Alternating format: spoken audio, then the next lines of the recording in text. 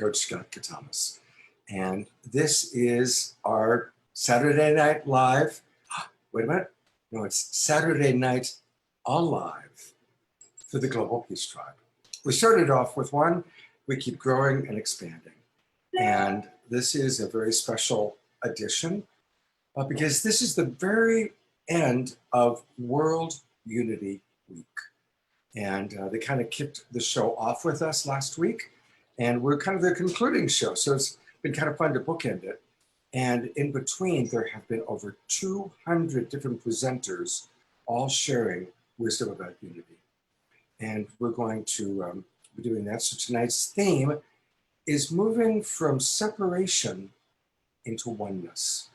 And we've got a wonderful group of speakers, performers, and Deborah, my partner, is going to tell you all about them in a moment. But I want to acknowledge some of our partners because this just keeps growing. It started as a fundraiser for Fantuzzi 3 months ago, and we've now grown to the point where we're seen by about 35,000 people. People watch the replays and our streaming partners. So we want to thank our streaming partners. This week, of course, World Unity Week that's streaming us.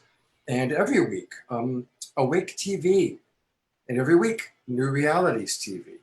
And every week, you, yes, you watching, you can stream us by putting us on your Facebook page.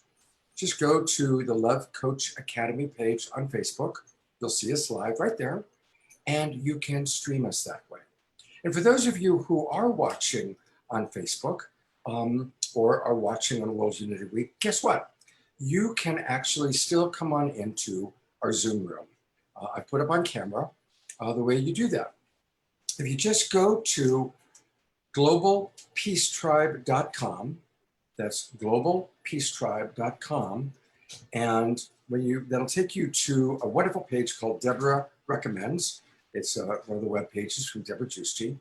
And right at the top, you're going to see register here. And that's where you can register for Saturday Night Live. And the moment you click it, actually, it'll give you the opportunity to join our broadcast.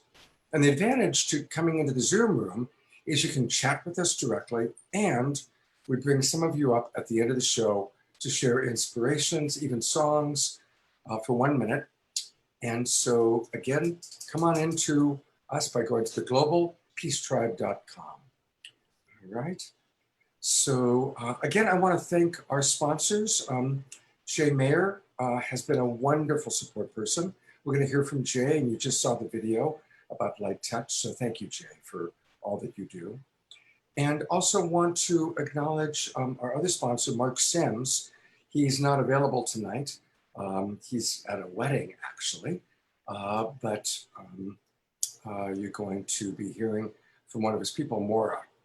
And now I want to turn over to my partner who really makes this show happen. Deborah Giusti she's a force of nature. It's remarkable how much Deborah does to make this show happen. So I just want to just take a look at this beautiful, amazing being and take a moment and just send her some appreciation, because Deborah does a lot to make this show happen. So let's all twinkle Deborah. Everybody at home, twinkling Deborah. Thank you so much, Deborah, for all that you do. Thank you, Scott, for being such a great partner as well. And everyone who's put energy and time and love into this show. It's amazing how it's grown. This is our 13th show that we started right after the lockdown, and we've done it every Saturday night. And it's been a total bright light to so many thousands of people during these very extraordinary times. And this week we are celebrating unity because we've been partnering with World Unity Week, as Scott said, and we are being broadcast on World Unity Week today, right now. And I want to welcome everyone from that broadcast. And this is really important, and we really certainly support unity right now. We feel like this is really the solution to a lot of our problems. For the current pandemic, that it's affecting our whole world, the solution is to really understand we're all interconnected, and we have to look for health and care for everyone. And with the other things that are happening, like acknowledging the racism that cannot be tolerated anymore, we need a world that works for everyone, with love, harmony, abundance that works for all. And so that's why our theme tonight is inspiring humanity to oneness. And we can see that positive change can happen when people unify towards the common goal of love, peace, abundance, and harmony for all. And when people truly unify in their complete being, body, mind, and soul, we do realize that we all are one family. We all are one. And we've got amazing presenters, luminary musicians that are going to share this with you tonight. We have Neale Donald Walsch, who is prominent from the book Conversations with God. We have John Perkins, who wrote the book Confessions of an Economic Hitman, and he's also one of the founders of Pachamama Alliance, who is a nonprofit that we are going to be donating to tonight. We have David Gershon, Ava Parks, Reverend Kamala Itzel Hayward, Ben Baller, who is one of the founders of World Unity Week, is going to be joining us. And we have amazing musicians. We have Indubious, we have Valerie Romanoff, Fantuzzi, and Scott Grace. So you'll see a bit of all of them through the whole program, which will last for a couple hours. And please continue to invite people, like Scott said.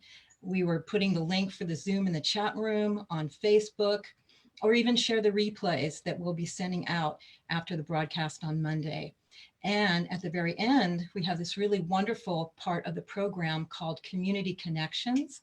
And you can actually come on and share your heart and soul for 1 minute with everyone there. So if you feel inspired, stay till the end and we'll share with you how to come on and be part of the broadcast. And we're able to produce the future broadcast because of your incredible donations that happen during the broadcast that help to fund future broadcasts that we're going to do for you during the summer. And we also choose one prominent nonprofit organization that's really helping our community and our world. And we're able to donate $1,000 or more to the nonprofit. So your donations coming in is really helpful for have us continue and for the nonprofit. And our partner, Ken, helps to work with that. So I'm going to introduce Ken Kaufman now of New Living Expo. Hello, everybody. Welcome to our, I think it's our 14th show then, if we did 13 already. So that's amazing.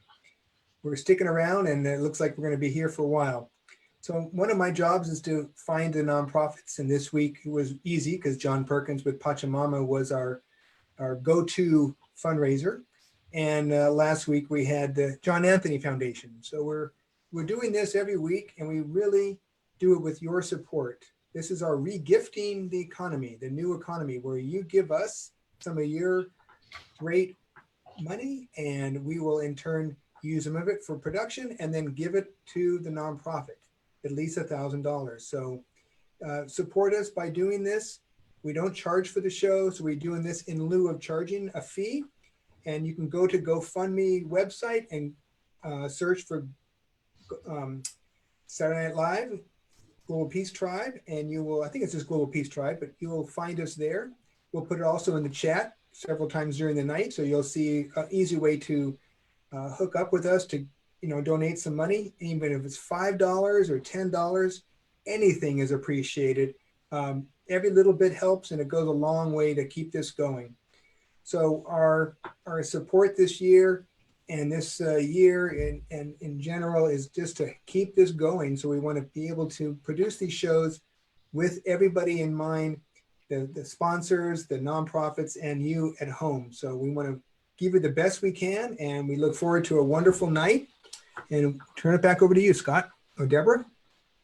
Yeah, and we always start our shows with music because music is one of the most unifying things and uplifting things that can happen. And we've got the fabulous Indubious with us. And I would love to start the show, and Evan and Skip are brothers and they have an amazing story. They are a very popular band on the conscious music scene. And their incredible story is they were born with cystic fibrosis and the doctors were attempting to convince them of their impending death at an early age, but instead they decided to emerge as a powerful force and changed the future of the conscious music scene.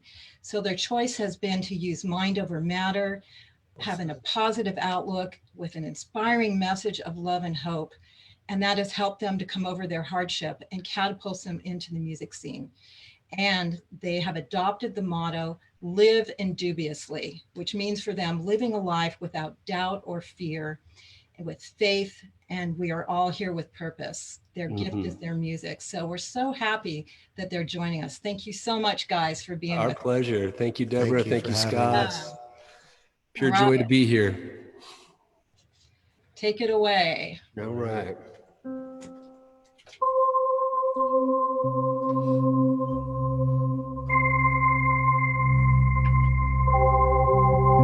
Thank you all for having us. We're Indubious. Brother Evan, I'm Skip.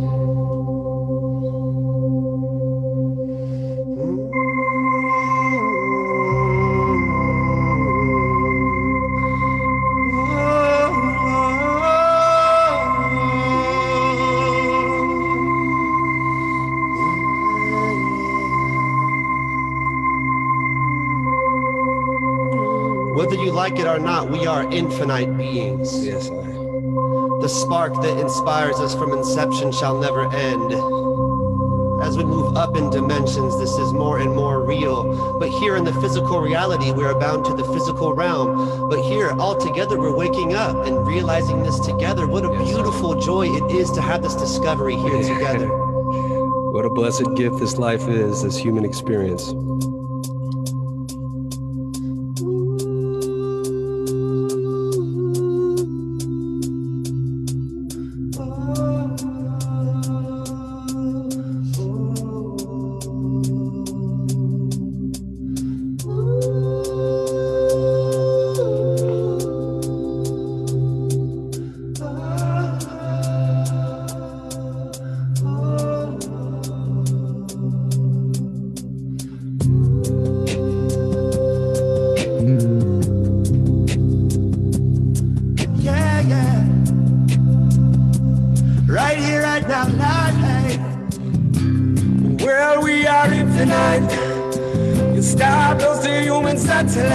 Once again I say, we are infinite.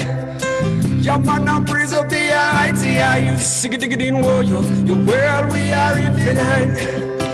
A star to see you in satellite. Once again I say, we are infinite.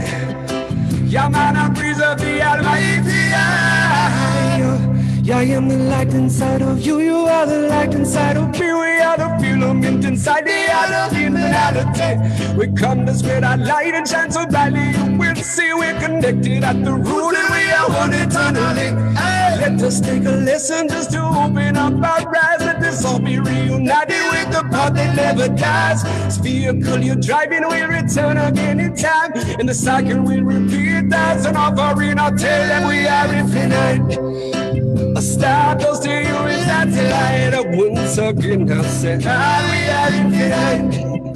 Your man who brings up the Almighty, are you sick of in your world, we are infinite. A star goes to you in satellite. Once again I say, we are infinite. Your man who brings up the Almighty,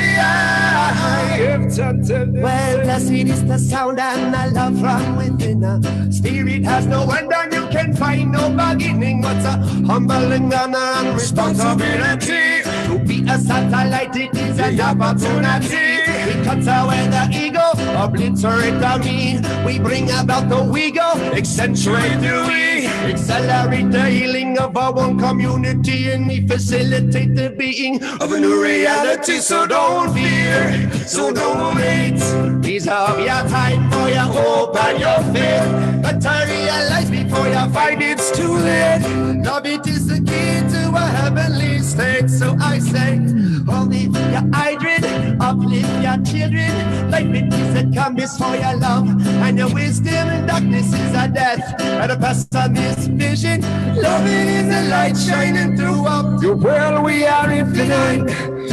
Your star goes to you with satellite. Once again I say, we are infinite. Your man of praise of the Almighty, are you sick of it in your world, we are infinite. The star goes to you with satellite. Once again I say, we are infinite. Your man of praise of the Almighty, children of the covenant prepare. You open up your minds and spread some light and be aware. Yeah, in this time of prophecy, we all must take care to free up all your vision from the prison of despair, to spread a little happiness to everyone who there, to chant down Babylon to everyone who has an heir, to all of other families with the food or clothes to wear. Yeah, we will never die, we only move away from here. And while we're all alive, it's time to rise and wipe your tear. You see you high yourself and all the love you've come to share. You value what is real and what is heart and what is pure. You cultivate compassion, love your life and leave your fear. And maybe in this time of confusion we will see we are all reflections of the Almighty. So it goes, we are infinite. You start to see there is that light. Once again I say, God, we are infinite. Yeah, man, I praise of the Almighty. Are you sick of you? Well, we are infinite. You start to see there is that light. Once again I say, God, we are infinite. Yeah, man, I praise of the Almighty. Loka samasta sukhino bhavantu api chant om shanti shanti shanti. Loka samasta sukhino bhavantu api chant om shanti shanti shanti. Loka samasta sukhino bhavantu api chant om shanti shanti shanti. Loka samasta sukhino bhavantu api chant om shanti shanti shanti. We are infinite. Blessings and love, Blessings and Earth love. family. Wow. Oh, wow. Wow. Love y'all. Thank y'all so much for having us. It's a beautiful gathering of minds and beautiful hearts. And thank you so much for having us. We'll be back with another tune soon, I think. Absolutely, you will. I just want us to take a moment, like all that beautiful music, and what a powerful message. I just invite us to take a moment and just really tap into we are infinite. That is unity. That is oneness. When we tap into that awareness of our connection to all that is. Feels good, right? Oh, man. And we're so blessed, guys, because we're living at a time when our science through quantum physics is proving what our spiritual teachers have always been teaching us. I have always known, and the roots people have always known this, and we're coming back to that. And it's in a roundabout way, science will prove it. So those that need that will know. And so we give thanks for that. Oh, man. Well, thank you, guys, and looking forward to your next song in a little while. Thank you. Yes, thank you. Blessings. Blessed. One of the things that's been really awesome about pulling this show together is that people from all races, all ages, millennials, I'm guessing that the guys who just listened to are millennials, and I'm right in the middle of a baby boom generation. And our first speaker for the night is also a boomer. We're about the same age. And David has been going at it a long, long time. He's the co-founder and CEO of the Empowerment Institute and has been called the #1 expert on social change. David applies his visionary leadership and social change expertise to designing second-order change solutions for cities, countries, and the entire planet. This enables the seemingly impossible to become possible. He's been going at it for over 4 decades, and the initiatives he's designed has won many awards and achieved worldwide recognition. David, thank you so much for being with us, and I'm really eager to hear what you have to say. Thank you, Scott. What an amazing show, and what an amazing piece of music we just were gifted. Bless you all. So, you may say I'm a dreamer, but I'm not the only one, is John Lennon's iconic invitation in his global anthem, Imagine, to believe in a profound possibility for our world, peace on earth. This evening, I invite you to become a dreamer with me and imagine humanity's greatest dream coming true in this decade. Are you ready to go on this adventure? Absolutely. Thank you. Yay, Scott, and others who say yes. My global initiation into becoming a dreamer and experiencing the impossible become possible was organizing the first Earth Run in 1986 at the height of the Cold War. We engaged 25 million people, 45 heads of state in 62 countries, and 1 billion people through the global media. For 86 days, wherever the torch of peace went, all wars stopped, and the world was united as one, the theme of this evening. As part of the first Earth Run, we invited Grandmother Caroline of the Hopi Nation, the Hopis are the keepers of the dream, to offer their sacred dream to the world. We also invited Chief Shenandoah of the Iroquois Nation, the Iroquois, the keepers of the fire, to ignite the dream. Grandmother Caroline said the torch of peace would begin the great turning toward 1,000 years of peace by empowering humanity to live in harmony with self, each other, and the earth.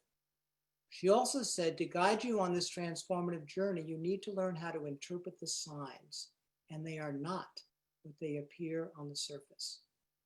I was initiated as a keeper of the dream and keeper of the fire, and have been walking this path for 4 decades.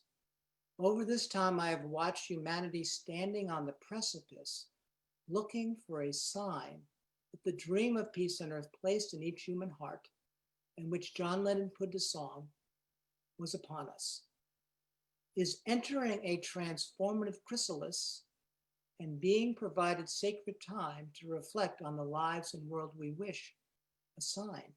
The show has been such a chrysalis, I would add. Does the name corona, defined as a white light around a luminous body, provide us another sign? Does being told that the way we interact with one another is unsafe offer yet another clue for how we should interact in a better way? I believe the signs are telling us that the moment has arrived for humanity to awaken its most cherished dream. And John has offered us the talisman to go on this hero's journey, the consciousness of the dreamer. I wish to share with you this evening a gift I've had the privilege to bring into the world with an amazing team of dream keepers. It's a pathway to peace on earth that grows out of the peacemaking wisdom received through the first Earth Run. Its purpose, to empower humanity with the dream and fire to enable peace on earth by 2030, the end of this decade. Peace on earth was actually possible. What if it was not only possible, but could be achieved by 2030? What if enough people playing a game could tip the world into this reality?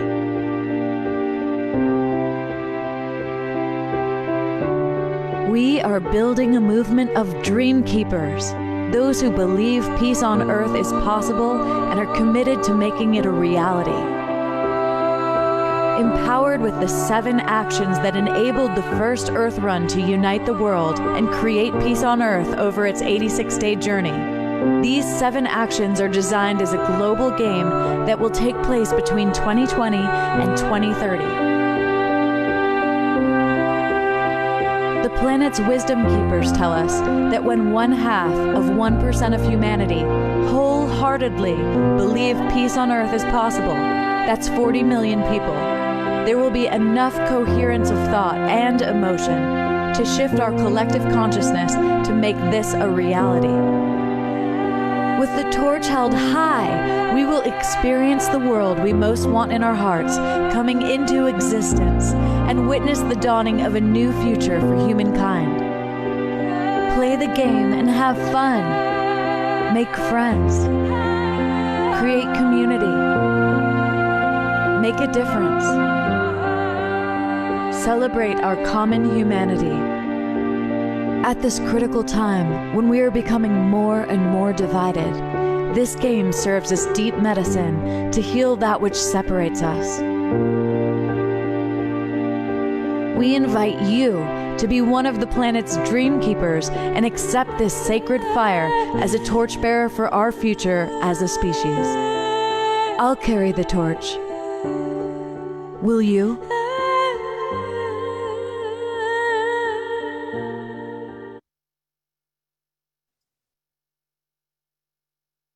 that up for a moment, everybody can go to peace2030.earth.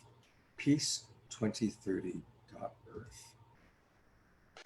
Thank you, Scott. So let us take this in, Peace on Earth in a Decade. To help you integrate this dream into your heart, I wish to close with a short meditation. So close your eyes, open your heart, take a deep breath, and experience being at peace with yourself, and affirm, I am in harmony. And now experience yourself at peace with all human beings on the planet and affirm, I am in harmony with others. And experience yourself at peace with the earth and all living things and affirm, I am in harmony with all living beings on the earth. Imagine your experience of harmony now rippling literally this moment around the world and all of humanity experiencing oneness with one another. Imagine peace on earth by 2030. Imagine yourself as one of the souls on planet Earth at this moment who accepted the heroic call to be a dream keeper and made this happen. Fully let this vision resonate in your body, in your heart, in your mind, in your soul. Just take a moment to let it in. So, those of you called to go on this amazing adventure with us, we invite to join us. Peace2030.earth is one way to play with us. Another is to become a master of the game and join the free Jedi training, which starts on July 8th, which will have people from around the world. And with that, I offer you my blessings, and may peace be with you, and may peace be with all of us. Thank you. Thank you so much, David. And just tell us for a moment, just a little bit about the Jedi training. So the Jedi training is where we learn the 7 frequency raising qualities of the 7 actions. And they are oneness, they are unity, they are love, and others. And so these frequency raising qualities where you go very deep into your own being, and then you learn how to master the game itself. Beautiful. Thank you very much, David, for being with us. Really appreciate your beautiful sharing. Thank you so much. You're welcome, Scott. Pleasure to be here, and thanks for all the good work that you're doing and everyone on this show. Bless you all. You know, it's so beautiful watching how it all ties together. The music from Indubious, the meditation, David's work, and then what you're about to hear about, and to introduce really all about our sponsor and an organization that we're really working closely with. Turning back over to Deborah. Yes, we have the deep pleasure to share with you now about an historic event that's going to happen very soon, July 5th through 14th, that's going to take place all around the world, the Harmonic Convergence 2020.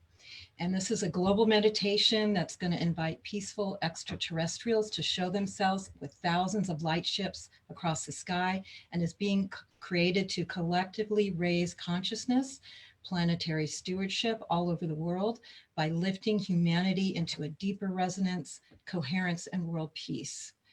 And to tell you more about this is a beautiful woman, Maura Hoffman. Whenever there is the edge of the emerging new paradigm, Maura's on the very tip of the edge there, telling everyone about it. She is a cosmic fairy weaving magic among all of our brilliant souls on the planet now. And she takes her sales and marketing background of the corporate worlds and puts it into the spiritual world and meditation world. And you'll always find her at the major cutting edge conferences, weaving her magic backstage, on the stage as an MC, through the crowds. And now she's supporting, working with Mark Sims on the Harmonic Convergence and helping bring speakers and weave the web together to have an amazing worldwide gathering. So thank you, Maura, for all your work. And please tell us more about the Harmonic Convergence 2020. Thank you, Deborah. Thank you, Scott. Thank you, Ken. Thank you for everyone on this show for making this Saturday Night Live pretty awesome. And it really is my honor and my joy to get to share with you all about what Mark Sims is doing. And I really encourage you, you saw some videos earlier that spoke about Mark. His passion is contagious, and his incredible mission is a mission for all of us.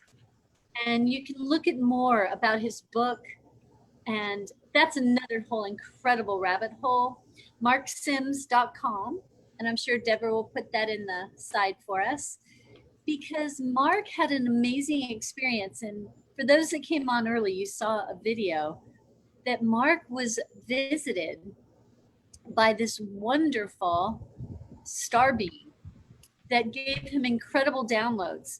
And he was very guided to host this amazing, and it's going to be online due to where our world is right now, this extraordinary harmonic convergence, because at this time, the planets are coming together in such a way from July 5th to July 14th that amazing things have the primordial soup to expand from consciousness to our own inner being and awakenings.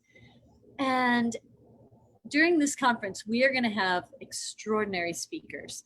Every day there will be Indigenous elders, Chief Phil Lane and so many others coming on to share their wisdom and their knowledge and their light.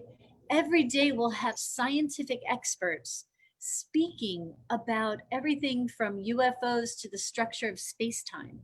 Nassim Haramein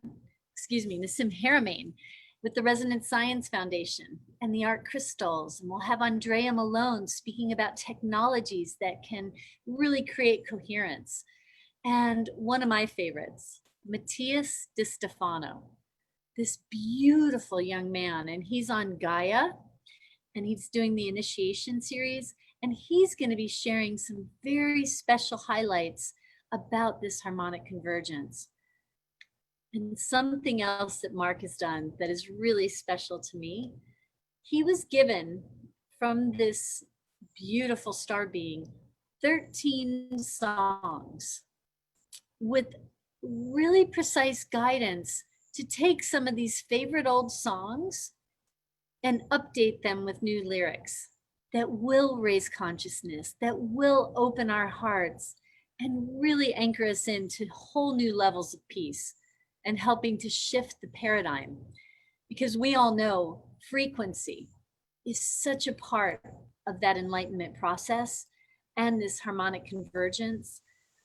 One of the songs, and you may have seen this video in the past on this very SNL show, and I encourage you to take a look on YouTube or just Google on Facebook. Peace is the word. And they took the song Grease. And when we were younger, we all saw Grease is the word that you heard. And what he was guided to do was take out the word grease and replace it with peace. And when you hear this song, and there's an adorable video that goes with it, peace is the word. And all the lyrics make sense in a way you've never seen it before.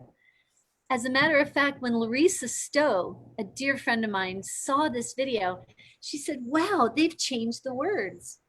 And I told her, no, it's the exact lyrics from the song, but with peace.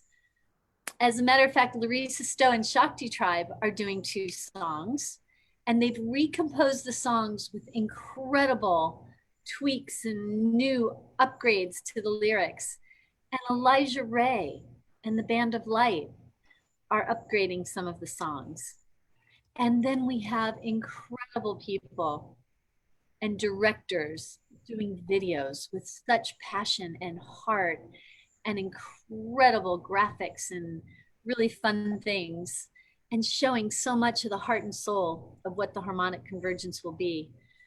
You're all invited. Come join us for 10 days. And it will go 24 hours because they'll go for 11 hours and then loop it, where you can tune in to such high frequency and joy, magic and music And Scott, you've got a video for us. Let's watch the video. This is a beautiful video that tells the story. Thank you, Maura, for all that you're doing. From July 5th to 14th, a historic experiment is taking place around the world.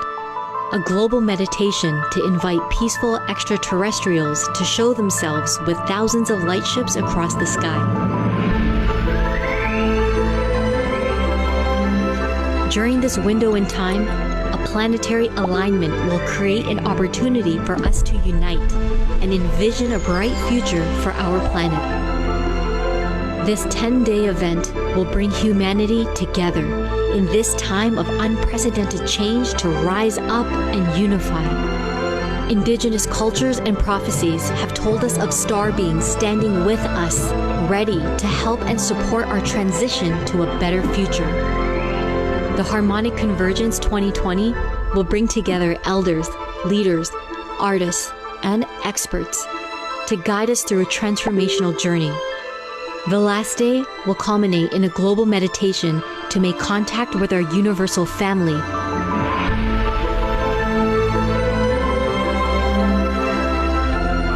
The impact of this collective experience could usher in a new era of unity, love, and reverence for all life. It is time for us to step up and take action to shape the future of this planet. We are human, and we are not alone.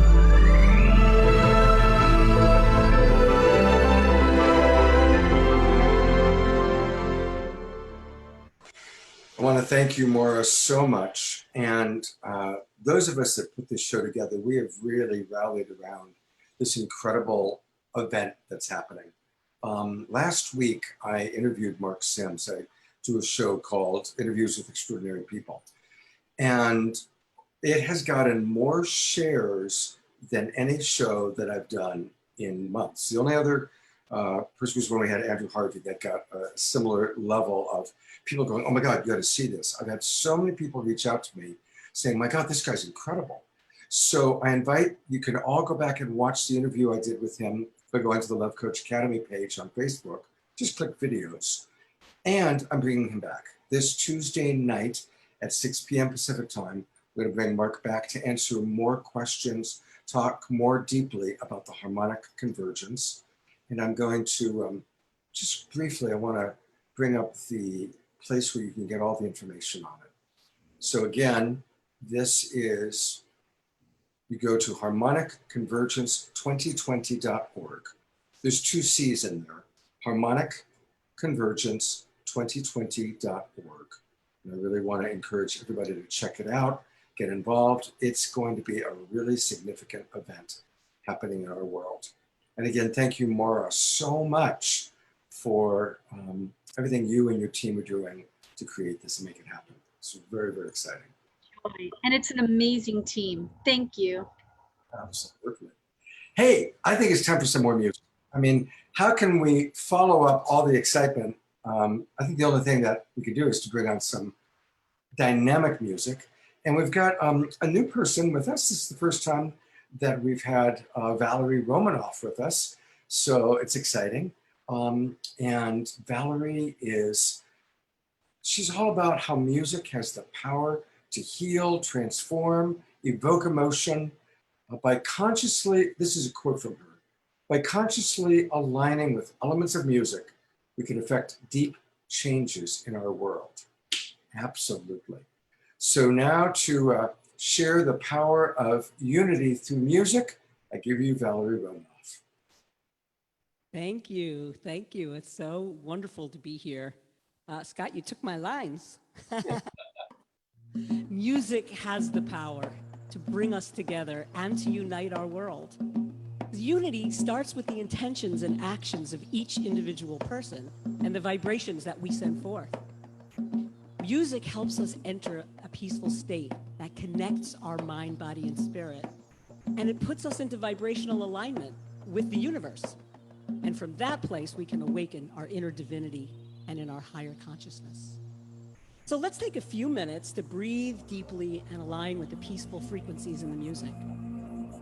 We'll find ourselves connecting with hum, this tone that represents the vibration of the whole universe that exists inside each and every one of us. It's the music of our soul. It's the frequency of energy that joins all things together. And as we add layers and rhythms and melodies and words on top, it's like the thoughts and stories and actions of our outer life. But the tone remains constant, keeping us connected to oneness, whether we're aware of it or not, all the time.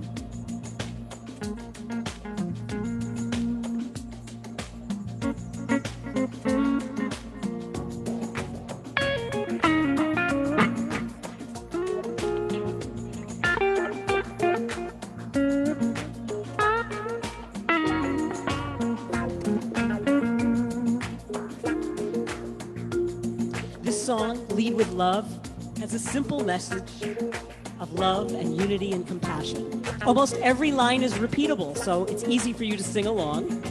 And I invite you to sing and let the vibrations of the words rise up inside you and shine out into the world.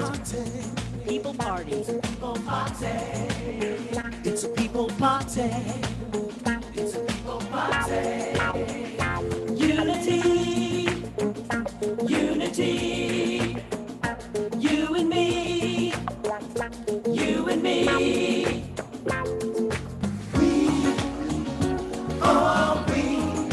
We all want to be happy. We all want to be happy.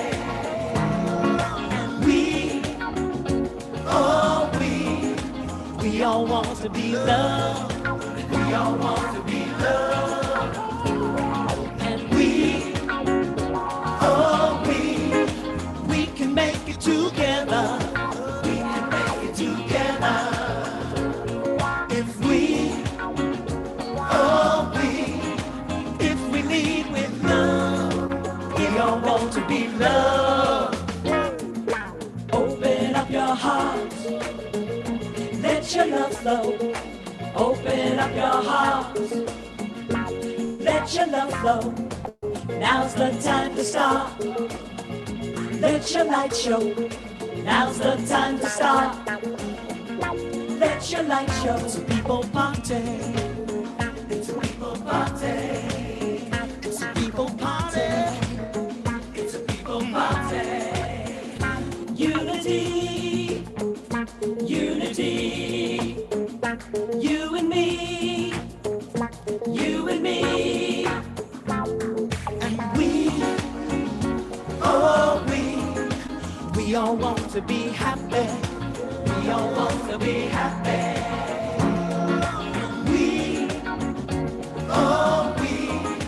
We all want to be loved.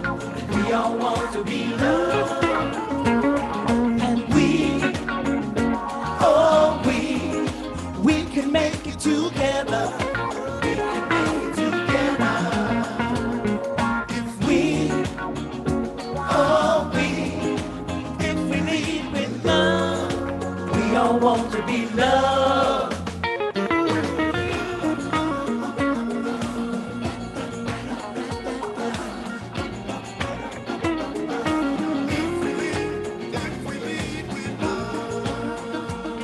And when it's time to get quiet and go inward, we can let go of all the stories of our outer life, let them go one by one, just like the parts of the music, the rhythms, bringing us closer to our true self, our higher nature, our inner divinity, until all that's left is that hum, that vibration, that pulse beat of the universe that exists within all living things, and that connects us to oneness, to each other, in peace, love, and unity.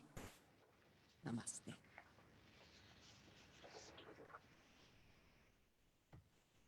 Thank you so much, Valerie. And you can learn a lot more about Valerie. She's going to come back and do one more song for us tonight. All of our musicians do 2 songs tonight, but you can also go to ValerieRomanoffMusic.com. Boy, I love those pants. All right. Thank you. And now to share, to introduce our next speaker, I'm coming back to my partner, Deborah. And we have Ben available. Is that true, Scott? I am. I'm here. All Hi, right. Deborah.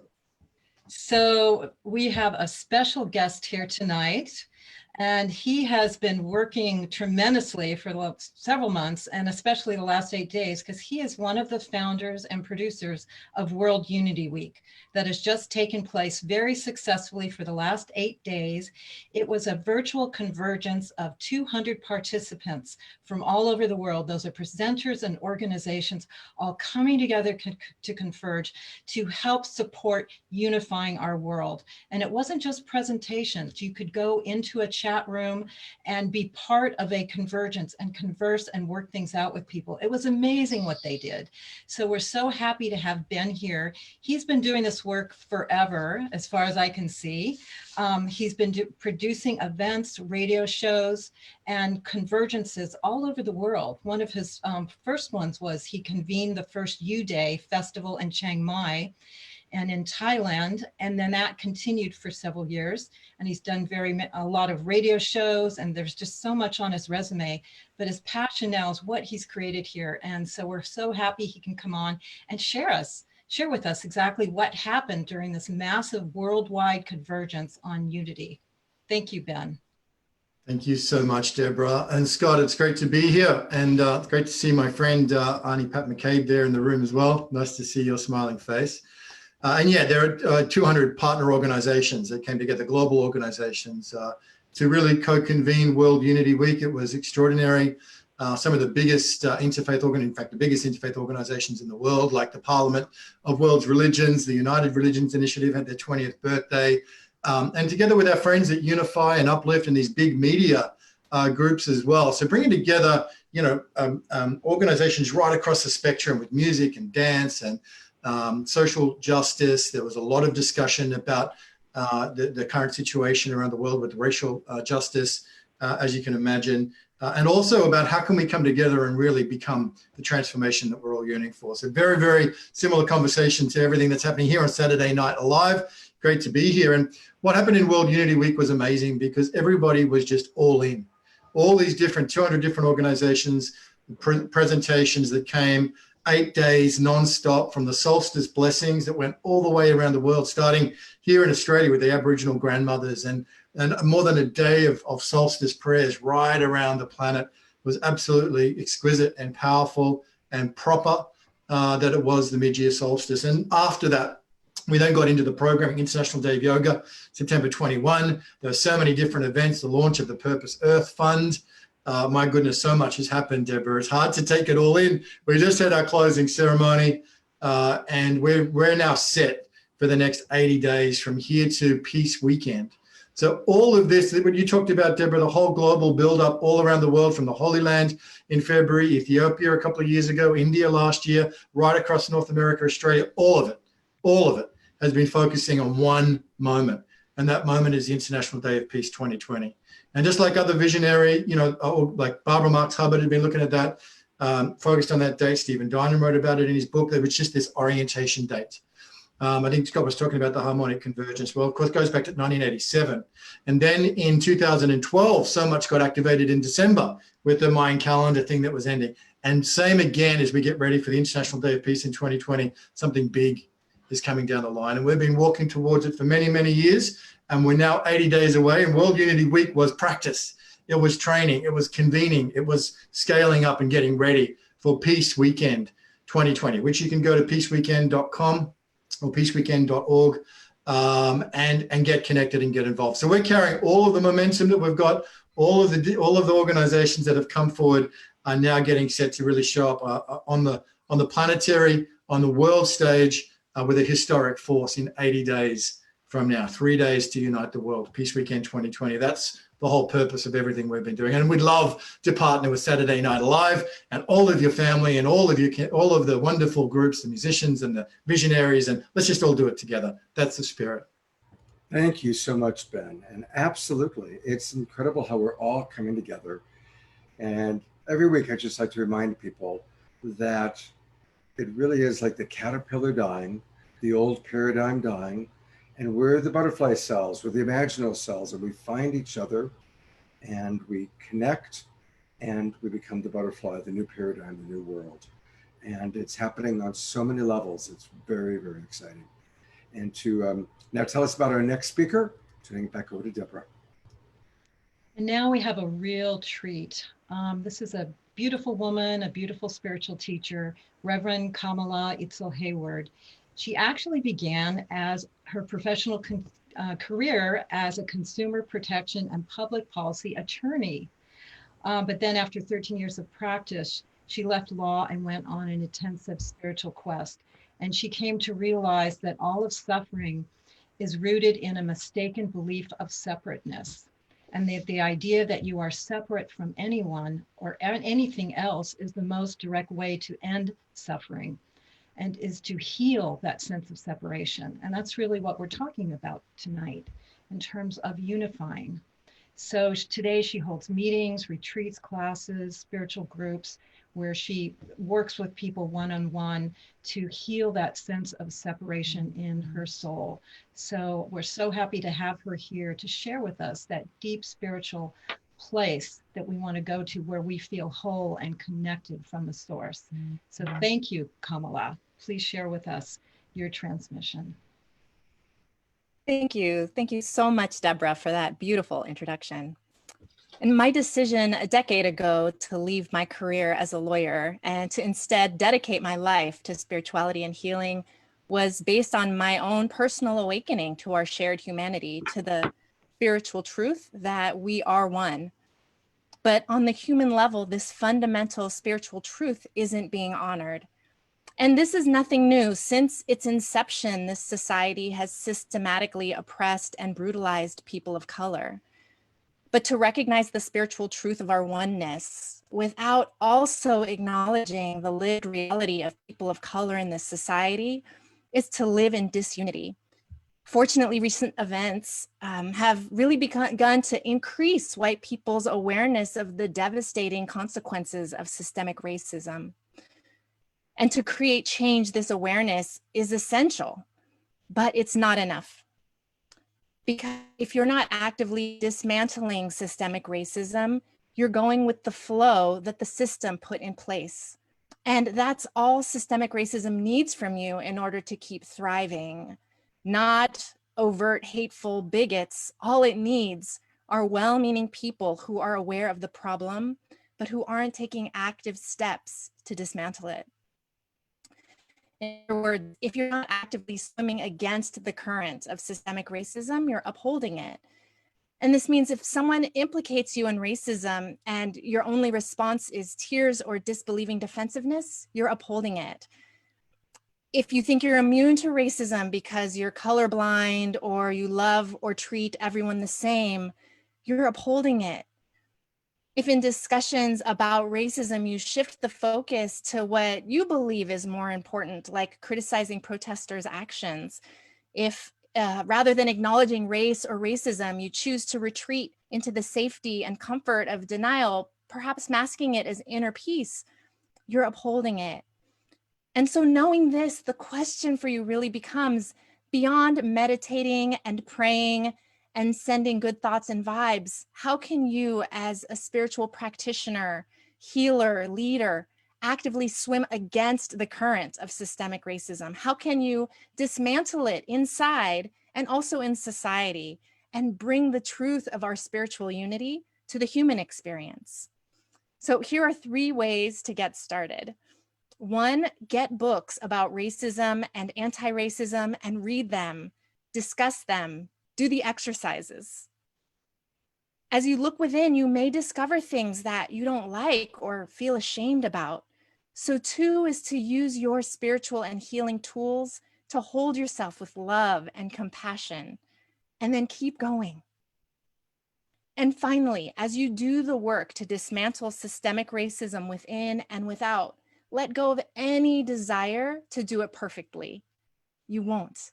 Not the first time, probably not the 101st time. So 3 is to expect to make mistakes and to feel uncomfortable a lot. That's part of the journey. Don't let it stop you. Listen to and learn from others who've been doing this work already, then keep going. Keep taking action toward true unity. keep swimming against the currents. Thank you so much for being here, and thank you for listening. Peace. Thank you so much, Kamala. Thank you. And actually, I'm going to pull up, there's a way that people can learn more about what you're doing. Here's your website. Tell us a little bit about kind of how people can reach out to you and the services you provide. Thank you. Yes, I dropped a bit.ly link in that image, and that's the easiest way to get in touch with me. So that's bit.ly/contact Kamala, and the C and the K are both capitalized. It's a case sensitive link. And you can reach me there. And I work with groups, I work with individuals, and I help people come to the truth of who they truly are so that they can come to that place of full love, full acceptance, and then begin transforming the world from that place of really standing in who they are and in their power. Thank you so much for being on our show, and I hope you'll come back soon. Thank you. Thank you so much for having me. You know, 2 weeks ago, we dedicated our entire Saturday Night Alive show to honoring Black voices. And I really invite people to go and watch our previous shows. If you missed that, there were so many beautiful speakers, many of whom I've had on my interview shows that I do through Love Coach Academy. And I would love to have you on one of our shows so people could spend more time with you, Kamala. I really like that. Thank you. I would love that, Scott. Thank you. So we are all about community and supporting and building, and sometimes it's big epic visions, and sometimes we're supporting individuals.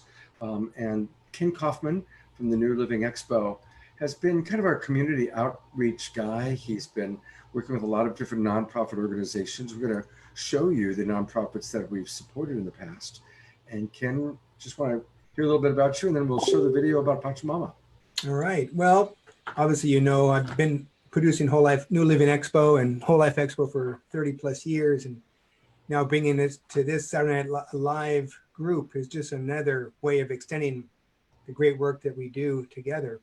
What we're doing tonight with Pachamama is we're going to be showing you a 3-minute video highlighting what work they've been doing in South America, and through so much devastation in the rainforest and so forth that we all heard about, their fires and so forth. We really need to do what we can collectively to try to put that to an end and stop big oil and all the other things that are destroying our human race, basically. And so we're going to show that video, and we're going to welcome John Perkins to talk a little bit about it afterwards. And that's good for now. All right, here we go.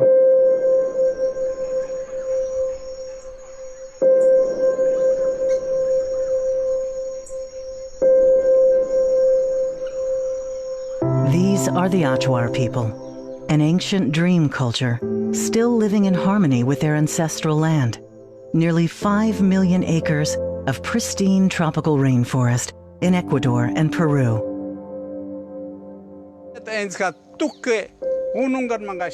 Our people lived here undisturbed for thousands of years. Then our elders and shaman began to receive visions from our ancestors, warning that a menace was coming toward our people. We soon saw that danger, the destruction brought by oil companies to our neighbors to the north. It is Achuar tradition that we do not run from danger, but go towards it. So we reached out to seek support from people in the outside world. In 1995, a call issued forth from the heart of the natural world that was heard thousands of miles away by a small group of people in the modern world. That summer, in a remote village in the rainforest, these two worlds came together, and the Pachamama Alliance was born. Although we were called by the elders and shamans of the Achuar, something deeper had called us there, and we realized it was the spirit of life itself, the spirit of Mother Earth, what the indigenous people call Pachamama.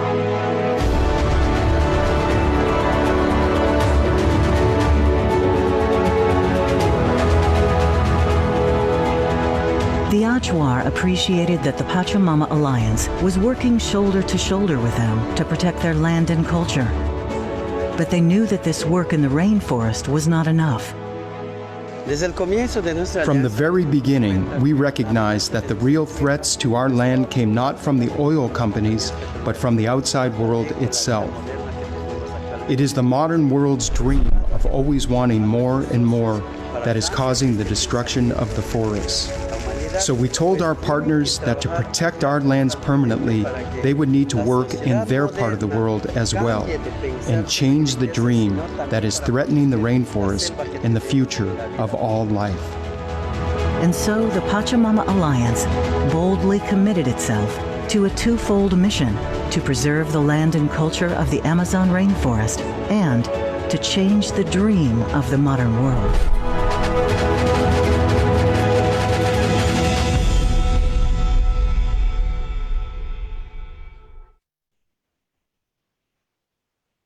That's an amazing work that John Perkins and Lynn Twist and her husband have been doing for many, many years. So to tell us more about it, Deb, please bring on the next, or Scott. I just want us to take a moment and take a breath. I've been connected to Pachamama Foundation for a long time. I've taught the Awakening the Dreamer course. We've had Lynn Twist on this show twice now. This is an amazing organization because it's not just white people helping the indigenous people. It's the awareness that we need the medicine, the wisdom of the indigenous people. We do need to change this dream. And how fascinating it is that Pachamama Foundation, which has been helping us to try and understand how we need to change, well, Mother Earth said, okay, I'm going to give you a little boost. And this thing called COVID happened. And we're all slowing down. The very thing that the wise elders down in Ecuador understand, we're now being forced to do. Stopping so much travel, stopping so much expansion, slowing down. The Pachamama Foundation has been on the forefront of this wisdom and this awareness for so long. So I'm really grateful that that's who we're going to be donating $1,000 to. And it's your support through the GoFundMe that makes that happen. I want to thank a lot of people who have already donated tonight. And if you've donated before, donate again. Because every week we're giving to individuals, organizations. You're going to take a look at some of the organizations that are today that we've supported. Your support means so much, whether it's $5 or $500. It all really matters. Thank you. Thank you for being part of this incredible global community. Thank you for being you, that one, you, each and every one of you. We're all butterfly cells coming together. And to tell us all about the amazing John Perkins, my partner, Deborah. Yes, thank you so much for your donations. And you can donate by seeing the link in the chat room, our GoFundMe link, or you can just go to GoFundMe and type in Global Peace Tribe and you'll get the GoFundMe. And that's where you'll be able to donate to us. And then we're gonna fund Pachamama, which is so important at this time. It's not only the wisdom, all the work they've been doing, but they've been hit really hard during the COVID virus, the indigenous people. And also it's a consciousness that needs to come up to the surface, just like everything, the racism, everything else is coming up, that we need to honor and protect our indigenous people and do right by them. And so coming on now, I'm so happy to present a true new paradigm man who is a full spectrum man. John Perkins was a chief economist at a major international consulting firm, and he wrote the book, Confessions of an Economic Hitman. So he had the whole view of what's going on in our world on that level. But he's also goes a step further, and he founded Pachamama Alliance with Bill and Lynn Twist. So his heart is with Mama Gaia, with planet Earth, because he understands the connection of the whole Earth and the indigenous people to running the planet, as well as the financial system.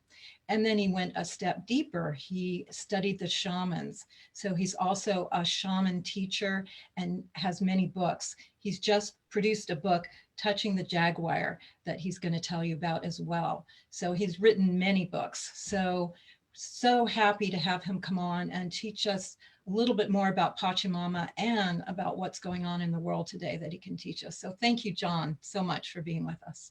Thank you, Deborah, so much, and Scott, and everybody that's here tonight. What an amazing night. This is so beautiful.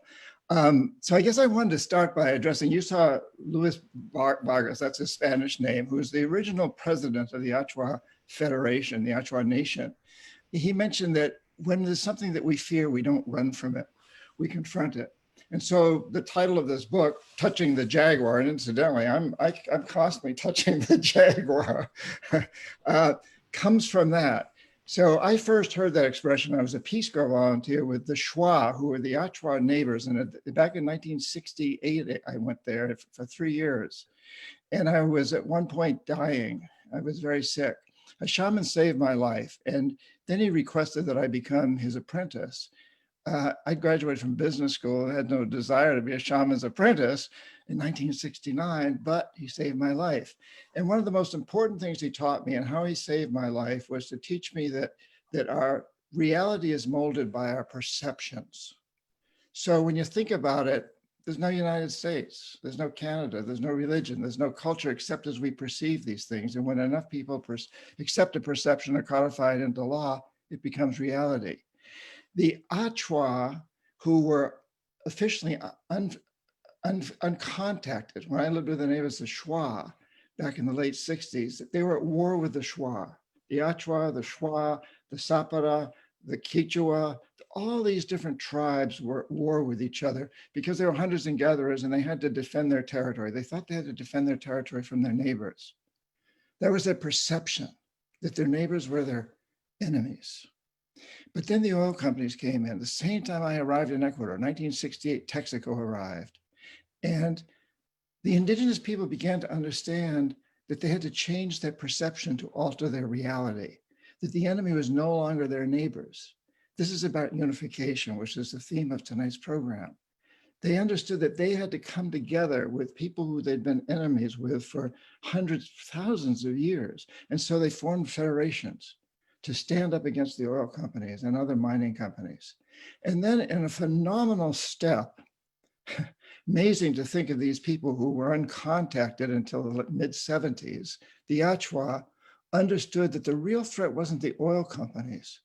It was the perception of the people that buy oil and other minerals that are mined, us, the modern world. And this is what they knew they feared most. So once again, they had to touch their fear, and they call that touching the jaguar. The shaman told me that when you touch the jaguar, you identify the things that you fear, and you go out and you touch them. And when you touch them, you change your perception. And when you change your perception, you change your actions and you change reality. So they invited me. I was already spending a lot of time with their neighbors, the Shwa. I'd been in the Amazon since 1968. I was going back frequently. And they invited me to come in, and they pleaded, please help us confront that which we most fear, your people. Help us form a partnership. Amazing change of perception on their part.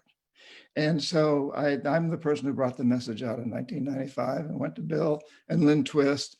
And out of that grew the Pachamama Alliance, which is now in, I think, just about 90 countries with our Awakening the Dreamer program. Because what they said, the Achua told us, you need to save these forests, to save life as we know it on this planet, we have to change the dream, the perception of the modern world. So if we change perception, we'll change reality. We have to move from a perception that corporations need to maximize short-term profits, regardless of the social and environmental costs, and individuals need to maximize our short-term consumer materialistic desires. We need to move to what the indigenous people, what most human beings throughout most of our 250,000 year history until the last blink of an eye have always known. And that is that we have to take care of the long term. We have to maximize long-term benefits. And so this whole picture of unity, that these people who had been enemies for hundreds and thousands of years, fierce battles with each other, in the blink of an eye, they changed their perception and changed their reality. They came together, they unified, and then they understood that they had to unify with the outside world, with us. It was a remarkable enlightenment on their part to come to us and then to say, we will help teach you how to really appreciate nature, our oneness with this planet, our connectedness with it. And so, I write about all of this in the book, Touching the Jaguar, Transforming Fear into Action to Change Your Life in the World. That's the subtitle. And that's what we're in the process of doing now. And the coronavirus is really pushing us in that direction. There's that book, there's that jaguar again. So I'm so appreciate being on here. Yeah, there's that jaguar. I love that jaguar. I so appreciate being on here. In fact, you know what? I've got a little jaguar here with me. She's an American kitten. She's 8 weeks old and she's adorable, but she's got all the markings of a jaguar and she lives with me, which is a constant reminder.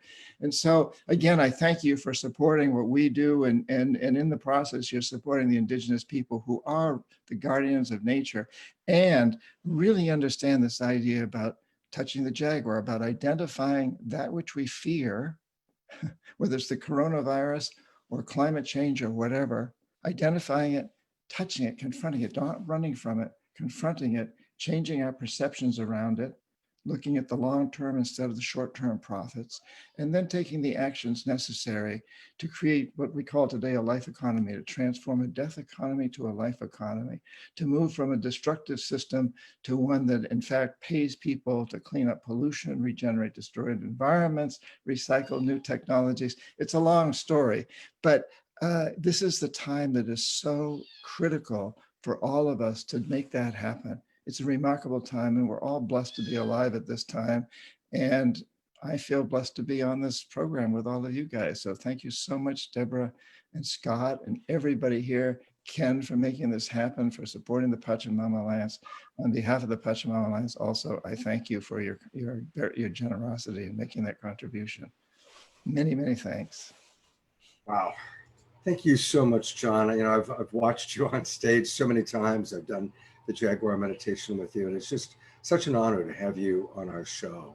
Thank you. And it's kind of, my dog, by the way, is very upset that the cat got attention. So he's like demanding a little equal time here. It's we have to unify the dogs and the cats, just like we're unifying all people, right? Exactly. Hey, it was really cool to see Clayton's comment. I don't know Clayton, but in the chat box, he talked about how he also has had a vision that from the people in the South coming to him and asking for him. And so, all of us hear the call in different ways. And I just want to acknowledge each and every one of you watching, listening to the call. At this time of this big quieting down, of this big global timeout, now is the time to listen to our call. And for some of us, the call is to get very active. And for some people, the call is to rest and to slow down. And I want to make it clear, I'm one of those active guys, but for the people that are getting the call to slow down and to rest, to go inside, that's just as important. And John, you and Lynn and Bill have really demonstrated a lifetime of listening to the call and changing your entire way of thinking, your business, your life, because you listen to that call. And I really want to thank you for being such a positive role model for all of us. And someone who lives listening to the call is my beloved brother Fantuzzi, who I've known for about 35 years. And this all started with Fantuzzi. Saturday Night Alive started with us doing a Fantuzzi concert. And brother Fantuzzi, if you can hear me, hopefully you can hear me. You're up, partner. There he is. Okay, yeah. Fantuzzi? Yeah. You're good. Turn it up a little bit. Hey, family, thank you for having me. A new way of having unity is also connecting with our loved ones who are moving over to the other side and dropping the baggage of this body.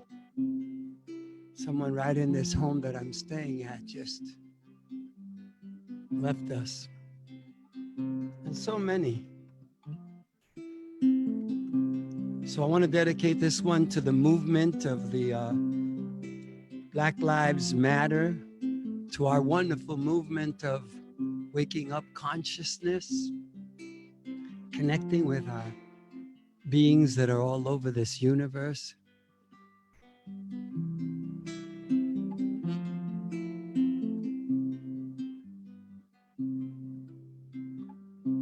Though too close to touch, our loved ones, my friends, are far from gone. Go ahead, cry if you must, but don't hang on. Keep on keeping on. Keep on keeping on, like Mahatma Gandhi and Martin Luther King. Your love and your light keeps on keeping on. Keep on keeping on. Ooh, Naomi, keep on keeping on. Your love and your light keeps on keeping on. La la la la la, oh, la la la, hallelujah. La la la la la, la la la la la la la la. Jose Arguellas, Timothy Leary, Leela, Ira and Ben Ramdas, still with us. And as the wind blows, oh, as the river flows, your love and your light, still with us. Keep on keeping on, Mahatma Gandhi. Keep on keeping on, he keeps on keeping on. Your love and your light keeps on keeping on. Martin Luther King, keep on keeping on. Ooh, keep on keeping on. Your love and your light keeps on keeping on. Abuelita, that's my grandma, all our ancestors. You know they're still with us. Think of someone you love and send them a little bit of that love. Connecting, they're still with us. Marching for peace and for positive change. Gathering in the name of the Most High to change the consciousness, to create a new dream. Yes, keep on keeping on. Ooh, keep on keeping on. Your love and your light keeps on keeping on. Keep on keeping on. Oh, keep on keeping on. Naomi, your love and your light keeps on keeping on.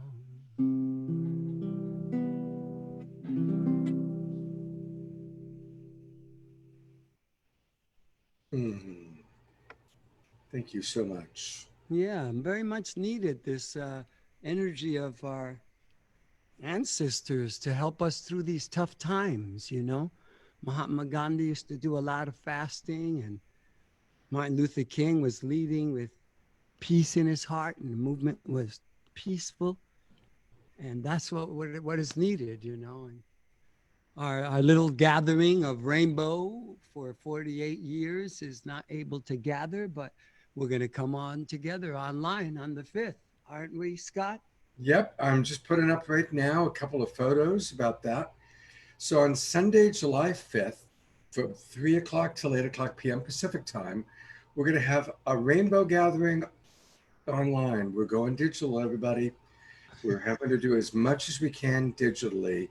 Less travel, less pollution, but actually easier for people to connect. And so we miss the hugs, we miss the physical connection, but we still connect heart to heart. And Fantuzzi, tell us a little bit more, because you're one of the organizers of this now. Tell us a little bit more about it. Well, most of you have probably heard of rainbow gatherings We've been gathering in the Cathedral of Nature, camping out, praying together for world peace, envisioning a new dream. And like the Black Panthers said in the old days, each one teach one. So each one help one. So that's what we're doing. We're helping each other over that bridge from the old world to the new. And we can't do it, though some people are not being responsible and are gathering in the woods, but they're very few. And we've sent them all kinds of protection stuff for them to be safe together. But most of us are home, and instead of missing out the opportunity of praying for world peace, we're going to do it on the 5th, and we're going to be sharing our hearts, our songs, and being together in the name of love. Beautiful. Thank you, Brother Fantuzzi. We're going to hear another song from Fantuzzi a little later on tonight. And you know, how perfect that July 5th, when he and us and we are having this gathering, it's also the first day of the Harmonic Convergence 2020. So, you know, we're all getting the call. We're all getting the dates and the time and the call. It's pretty remarkable. And now it's time for our keynote speaker, and to introduce him, here's Deborah. Yes, so we have a real treat tonight with Neale Donald Walsch, who's a modern day spiritual messenger. And you probably know him from his Conversations with God series, which I know when I got that book years ago, that was a really profound book that everyone got and everyone read, because it was a real transmission of the times for all our spiritual paths. And he's written many books. They've been translated to 37 languages, and he's still teaching. He does many virtual events on live programs, and he goes around the world, and he's with us today. And for this very important topic of unity, because I'm assuming God would say that we should stop this nonsense of feeling that we're all separate because we're a little bit different, and it's really time to unify. So we're really happy that Neale has chosen to be with us tonight. Thank you so much, Neale, and please share with us. Thank you, my friend. I appreciate that wonderful introduction. I've come here tonight just to share with you what I think is the most important decision that any human being could possibly make. And it is a critical decision now, a decision that all of humanity is being invited to make individually. And so I'm glad I have the opportunity to share this moment with you tonight, because the decision is a question. And the question is, who am I? This is an extraordinarily important moment in human history, as I'm sure we can all see. We're seeing the movement of the energy into a creative force that's, in a sense, requiring us to make this decision. The question is, who am I? Am I a physical entity, essentially a physical being made up of, my mind and my body? Or am I a metaphysical entity, a spiritual entity made up of my body and my mind, and perhaps an aspect of myself that we would call, in my languaging, my soul or my spirit? This is not a small decision for us to have to make. This is a major decision because it dwells on and it focuses on our relationship with each other, with life, with ourselves, and with that aspect of life that I like to call God. As you know, I wrote a book called Conversations with God, in which I was invited to make this very important decision. That I was invited to answer the question, who am I?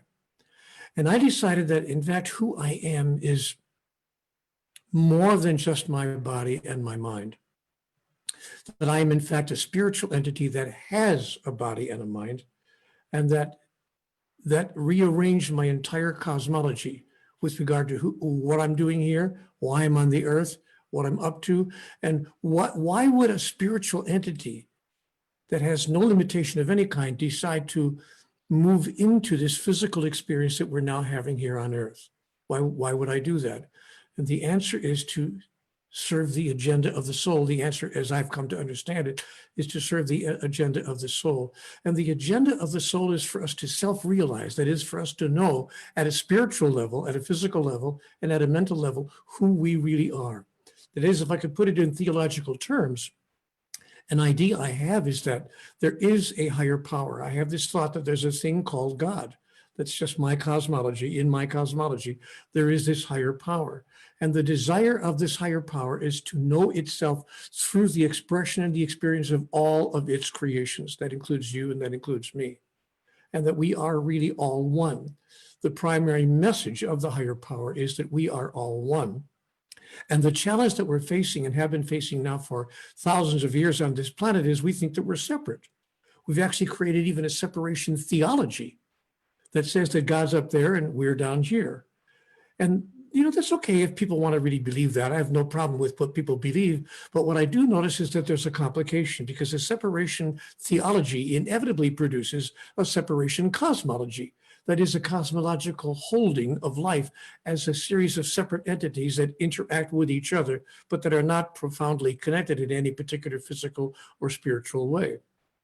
And the problem with a separation cosmology is that it inevitably produces a separation psychology, that is, individual psychologies that cause us to experience ourselves as alone in the world, moving through life with other people, but essentially separated from them. And the problem with a separation psychology is that it inevitably produces a separation sociology, entire societies that imagine themselves to be separate from each other. We call these societies nations. We call them political parties, we call them races, we call them religions. We form these little social groups, if you please. But the problem with a separation sociology is that it inevitably produces a separation pathology. Pathological behaviors of self-destruction. And that's what we're seeing all over the world and have been since the beginning of recorded history. Do you know that in all of recorded history that we have been at war with each other someplace on this planet 92% of the time, from the time we began recording our history? So this is not a small decision for us to make, because this idea that we are separate from each other is what has caused us to create a sense of alienation on this planet. And that's what we're facing today, right now. I've never seen, you know, I have to tell you, I'm 76 years old. I've never seen this level of alienation on the planet that I'm seeing right now. Yes, there are groups that are working hard to bring us together, but I've never seen such political, economic, social, and even spiritual alienation as I'm seeing right now on the planet. That's why I'm so excited to be here with you tonight, and why I'm so inspired by the work that's being done in this program and by all the people who have been on this program so far. Because I see that people are in fact starting to work together to bring us together, that we can know the essential truth of life, which I was told, by the way, on page 1 of the 4,000 pages of the Conversations with God dialogue. On page 1, it said to me, all I need to know. God said to me, Neale, this is all you need to know. I can give it to you in 4 words, and everything else is an enlargement of that idea. The 4 words: we are all one. We are all one. What would it take for us to decide that that, in fact, is the fundamental truth of life? If I am a spiritual being and not just a physical entity, you know, if I'm different from a dolphin or a whale or a bird in the sky or a fish in the sea, if I'm in fact a spiritual entity, the question becomes, where does my soul end and where does yours begin? I asked God that question. If I really am a spiritual entity, where does my soul end? And where does your soul begin? And the answer that I got was, there is no end and there is no beginning. That in fact, there is no separation of any kind. So the real question before humanity at this point in time is, how can we activate our understanding of all of that?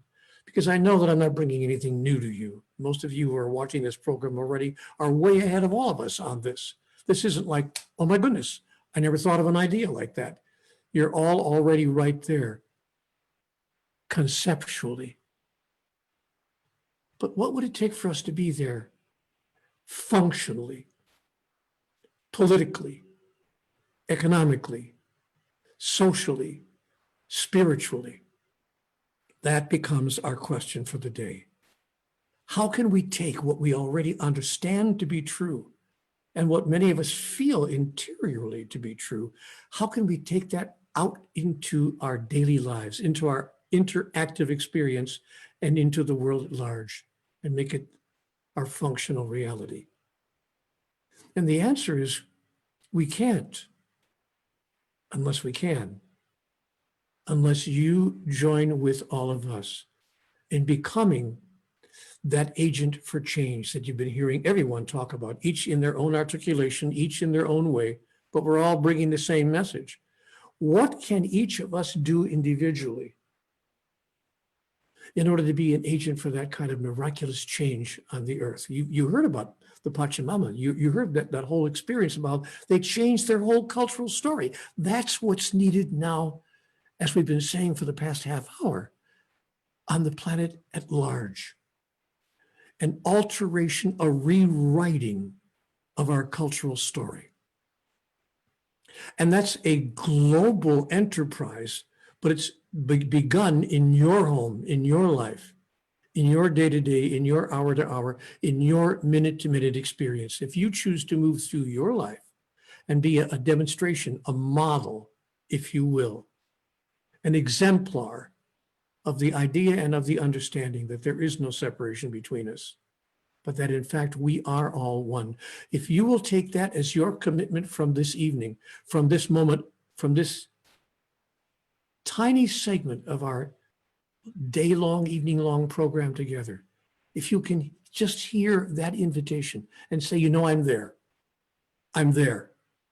I'm going to make sure that everything that I think and say and do is a demonstration of my awareness that there's no separation between us. That what's true for you is true for me. That who you are, I am. That what I do for you, I do for me. And that what I fail to do for you, I fail to do for me.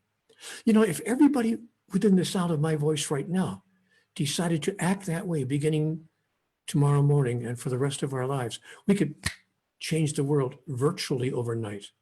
But it's going to take an enormous commitment. It's going to take a deep level of understanding.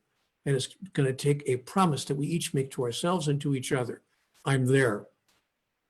We are all one.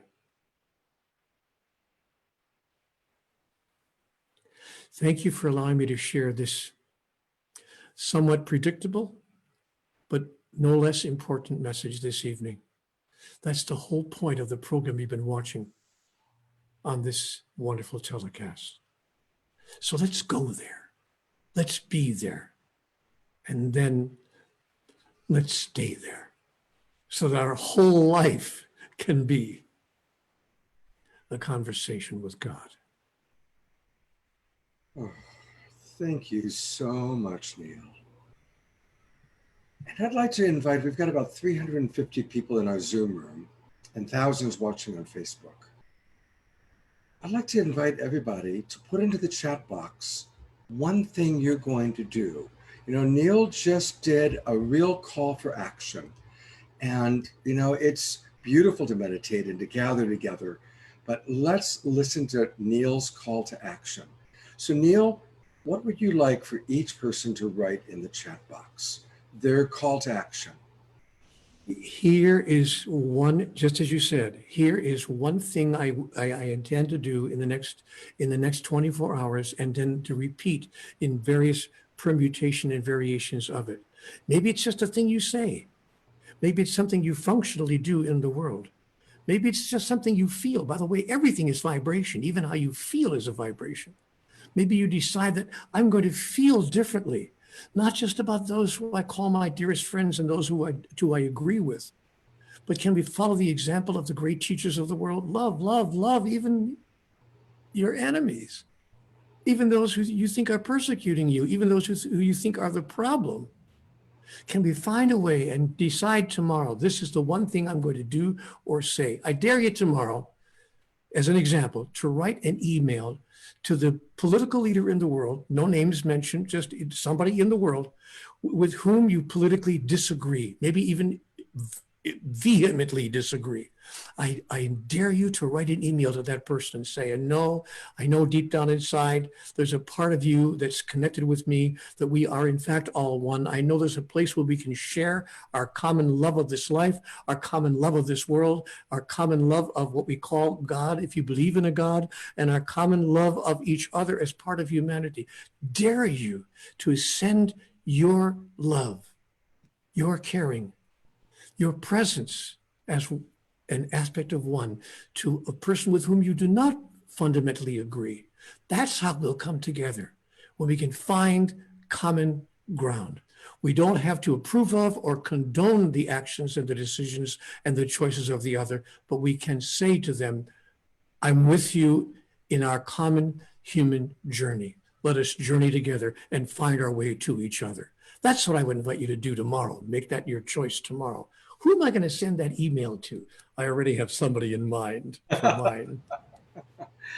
Oh, beautiful. And I'm teary-eyed reading all the different things that are coming on, all the different people that are sharing, sending love, people talking about, I'm going to go down to the water, I'm going to pray, I'm going to, write that letter to someone that I've been disconnected to.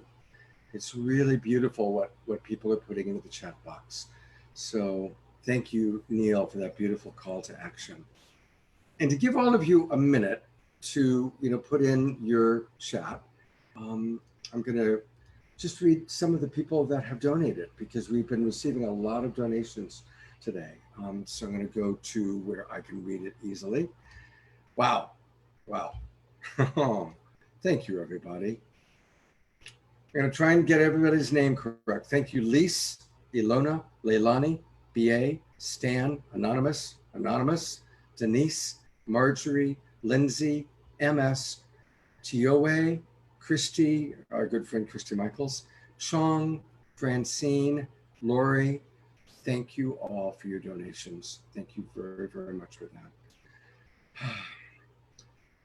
And while you're still putting in the chat box your visions, your call to action, and thinking about who you're going to write that letter to tomorrow, or that email to, we're going to play briefly a video, because when we talk about the GoFundMe, really, probably this show would not have been able to continue if it were not for the tremendous support that we've received from Jay Mayer.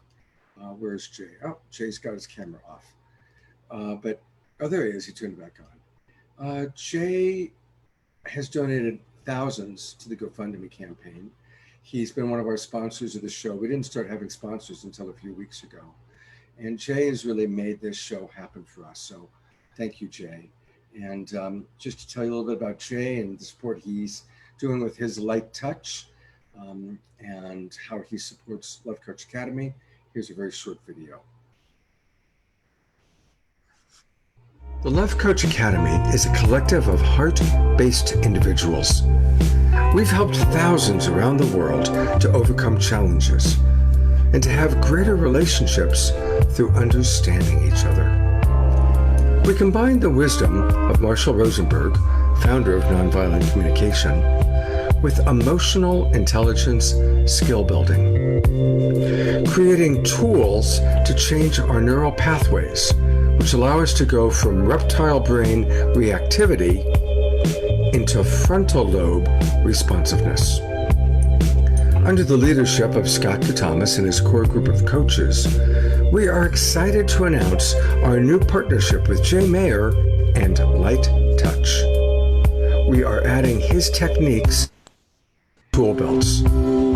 Please join our upcoming free online webinars, giving you the support to thrive.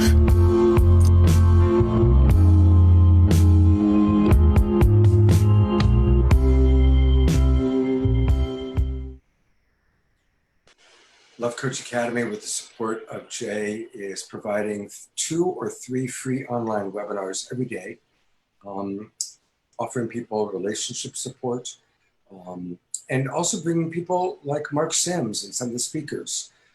In fact, hopefully a lot of the speakers you've seen tonight will be coming on to some of the Love Coach Academy shows where we have more time to hear from them. Also really want to thank again New Realities TV and also Awake TV that carry all of our shows. Awake TV is a wonderful new network. They launched 6 or 7 months ago, and they carry Saturday Night Live every week. They're going to be carrying a lot of the Love Coach Academy shows, and they have all sorts of incredible shows with a lot of your favorite speakers, including a brand new show with Deepak Chopra, who was one of our guests a couple of weeks ago. So we really appreciate all of our sponsors. We appreciate you who are contributing to the GoFundMe, and I'm now going to turn it over to Deborah. Yes, thank you all of you who are donating now. It's really going to help us produce shows for the summer, because I think we're planning to come back for the summer. We are going to take a break July 4th, but we are going to have a special edition show on July 11th that is going to be all about the harmonic convergence in the process of it. So it's going to be pretty amazing. And so I want to thank you all for making this possible, because your donations and the sponsorship does help. And I want to let you know that we do send out the replays to everyone that's signed up on Zoom on Monday, and you can share the replays with everyone. And if you want to get to the replays of our other 13 shows, you can go to Deborah Recommends under Saturday Night Live, and I'll put that link in the chat box shortly after this. And I want to share also that if you stick around to the end, we're going to have community connections where you can come on and give a 1-minute heart transmission of about the show, what's happening in the world, or whatever you want to share. And also, I want to share something very special with you. I've published a book. It's on an ebook that you can get for free, and it's now also on Amazon. It's something that's very close to my heart. It's called Activate Your Soul Tribe, because that's what I've done pretty much my whole life.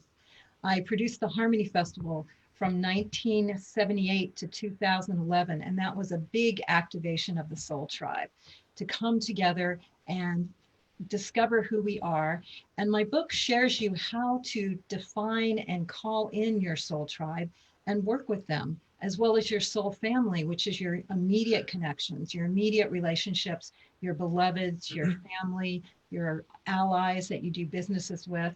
And it teaches you how to recognize the soul contracts, which are the agreements that we come into this life with that get ignited at certain times in your life, such as me and Scott coming together to produce this show for you was an activation of a soul contract we probably wrote before we came in, because we said during the COVID, we want to do something really special, because it's been such a natural combination of us working together and giving this to you.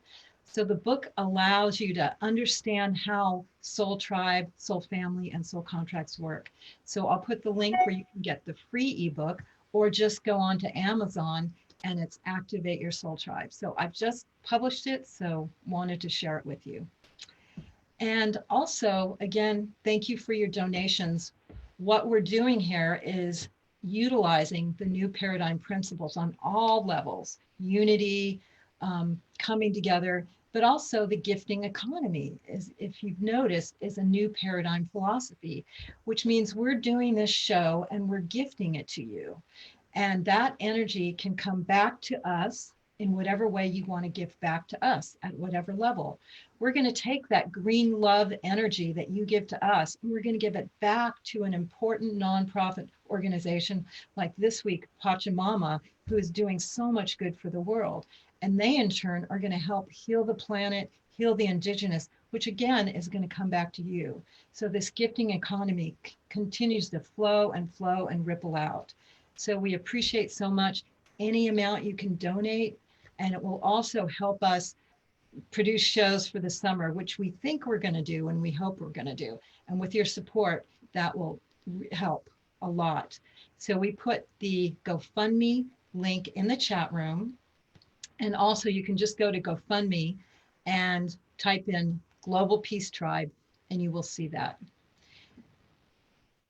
Thank you. Also, if you want to sign up to be on Zoom in the future, if you're on Facebook, if you're on Awake TV, on other channels, and you want to work with us closely and be on Zoom, and then you can get the replays and you can participate in the chat, you can go to, just type in Global Peace Tribe search engine and you'll get directly to our events page, which is on deborahrecommends.com.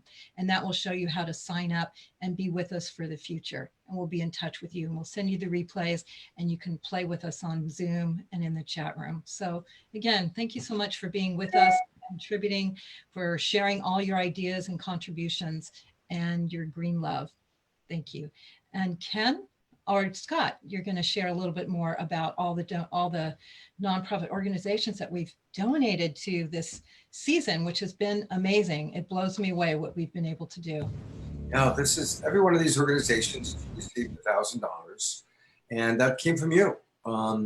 And Essential Food and Medicine in the East Bay, People's Community Medics, Meals on Wheels in San Francisco, the Healing Clinic Collective, and all these organizations are community oriented, mostly San Francisco Bay Area, because that's where most of us are located.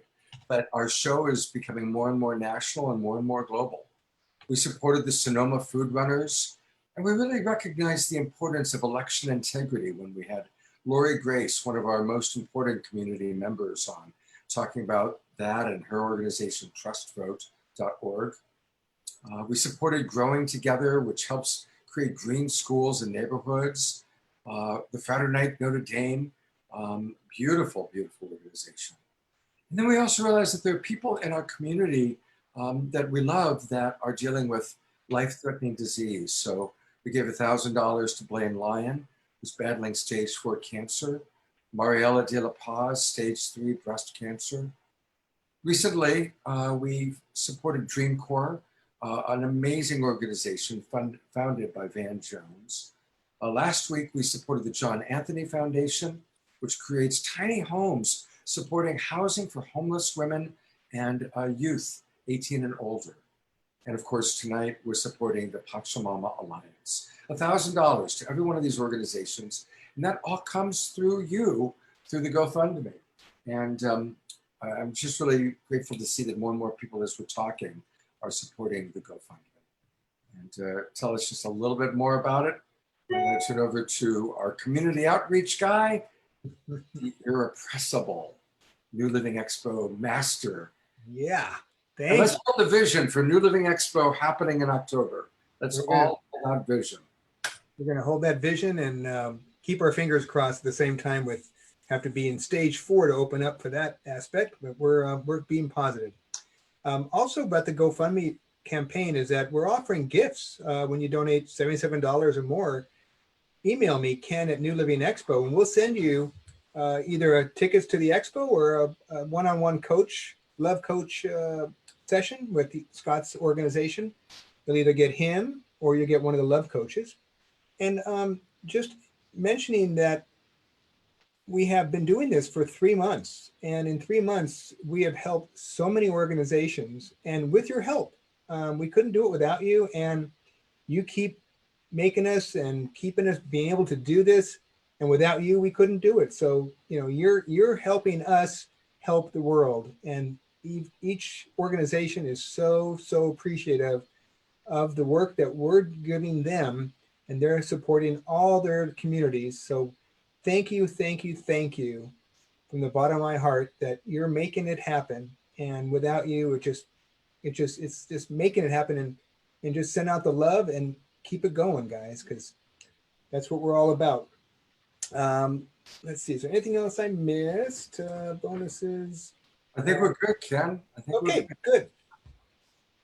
And this is all about building community. We're building community, and look at all the new people we're meeting. One of the things that's really cool about working with Deborah, she knows all these people, and she's always tracking all the shows and the festivals, and so some of the people we've brought on I've known for 30 years, but I had never even heard of Indubious.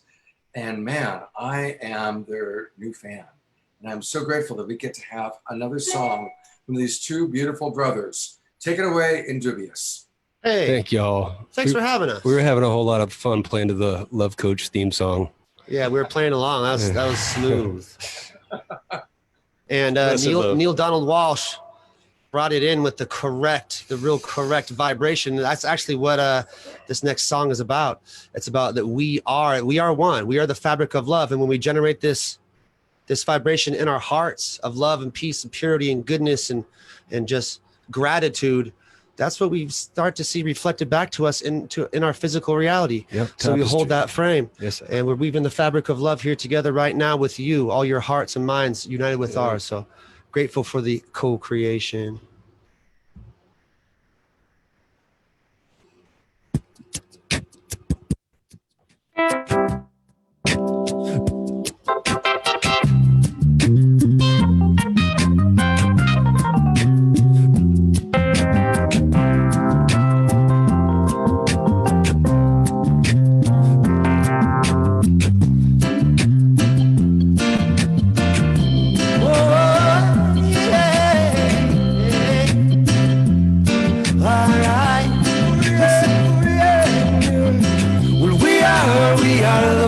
Of creation, we're creation. Where we are the healing of the nation. Yeah, we're going to tell the monster. We are the fabric of creation. We're creation. Where we are the healing of the nation. Yeah. We split apart, memories are wiped clean. Fresh start, but we remembering just who we are and who we came to be. Brightest star, imperfect, perfect, and so yes, I know I'm strong. Inside we got what it takes to get along. I said, yes, I know I'm strong, and we belong. See, we belong. Yes, I know I'm strong. Inside we got what it takes to get along. I said, yes, I know I'm strong, and we belong. See, we belong. We are the fabric of creation. We're creation. Well, we are the healing of the nation. Yeah, we come to the mountain. We are the fabric of creation. We're creation. Well, we are the healing of the nation.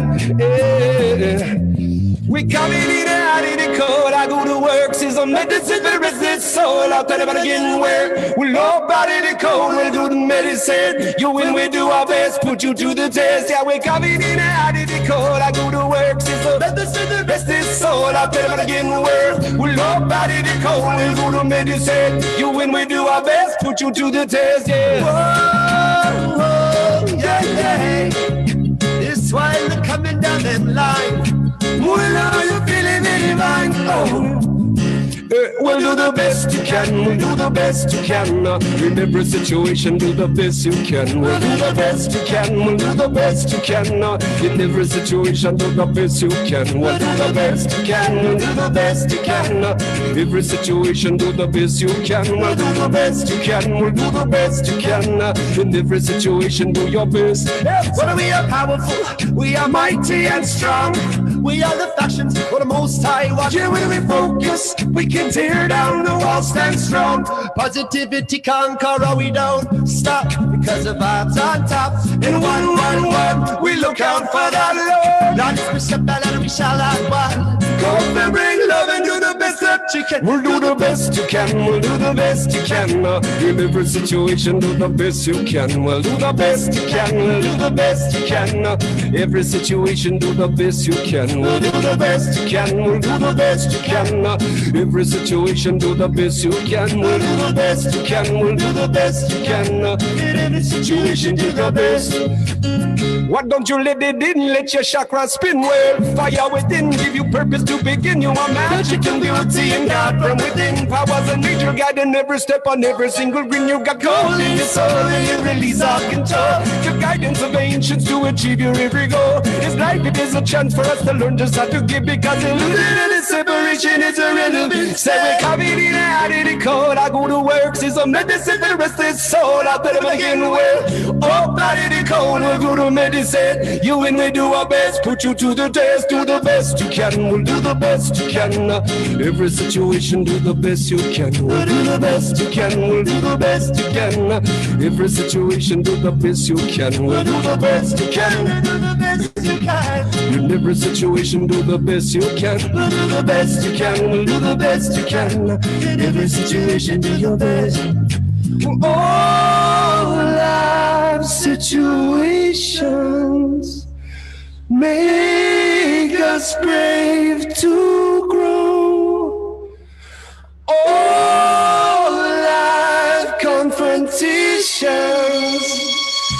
give us strength to know just what we are. Rising star, lead with your heart for the good of all.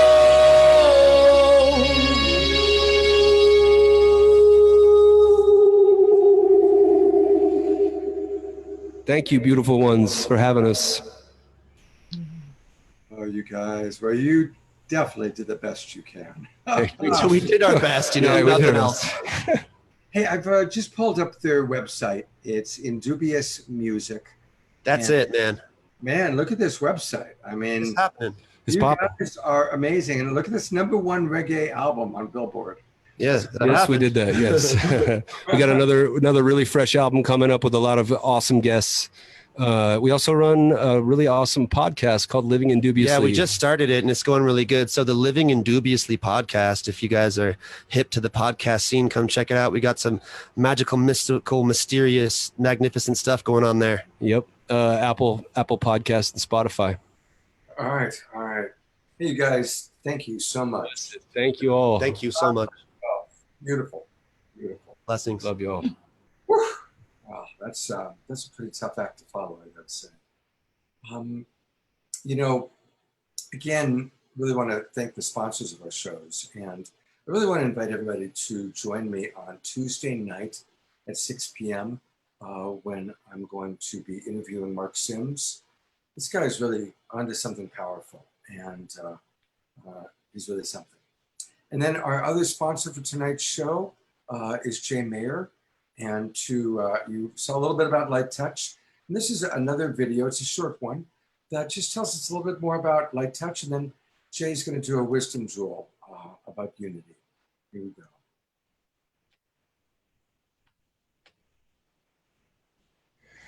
Light Touch is a beautiful, simple, and very effective way of bringing more love and joy into our life. Developed by Jay Mayer, these simple techniques of loving touch, affirmations, gratitude, help us to connect into ourselves,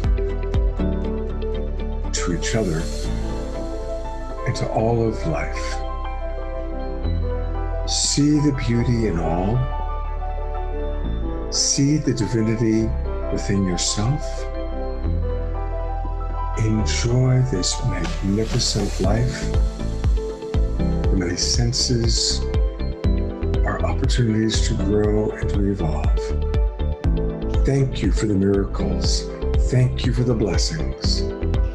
Thank you for Light Touch.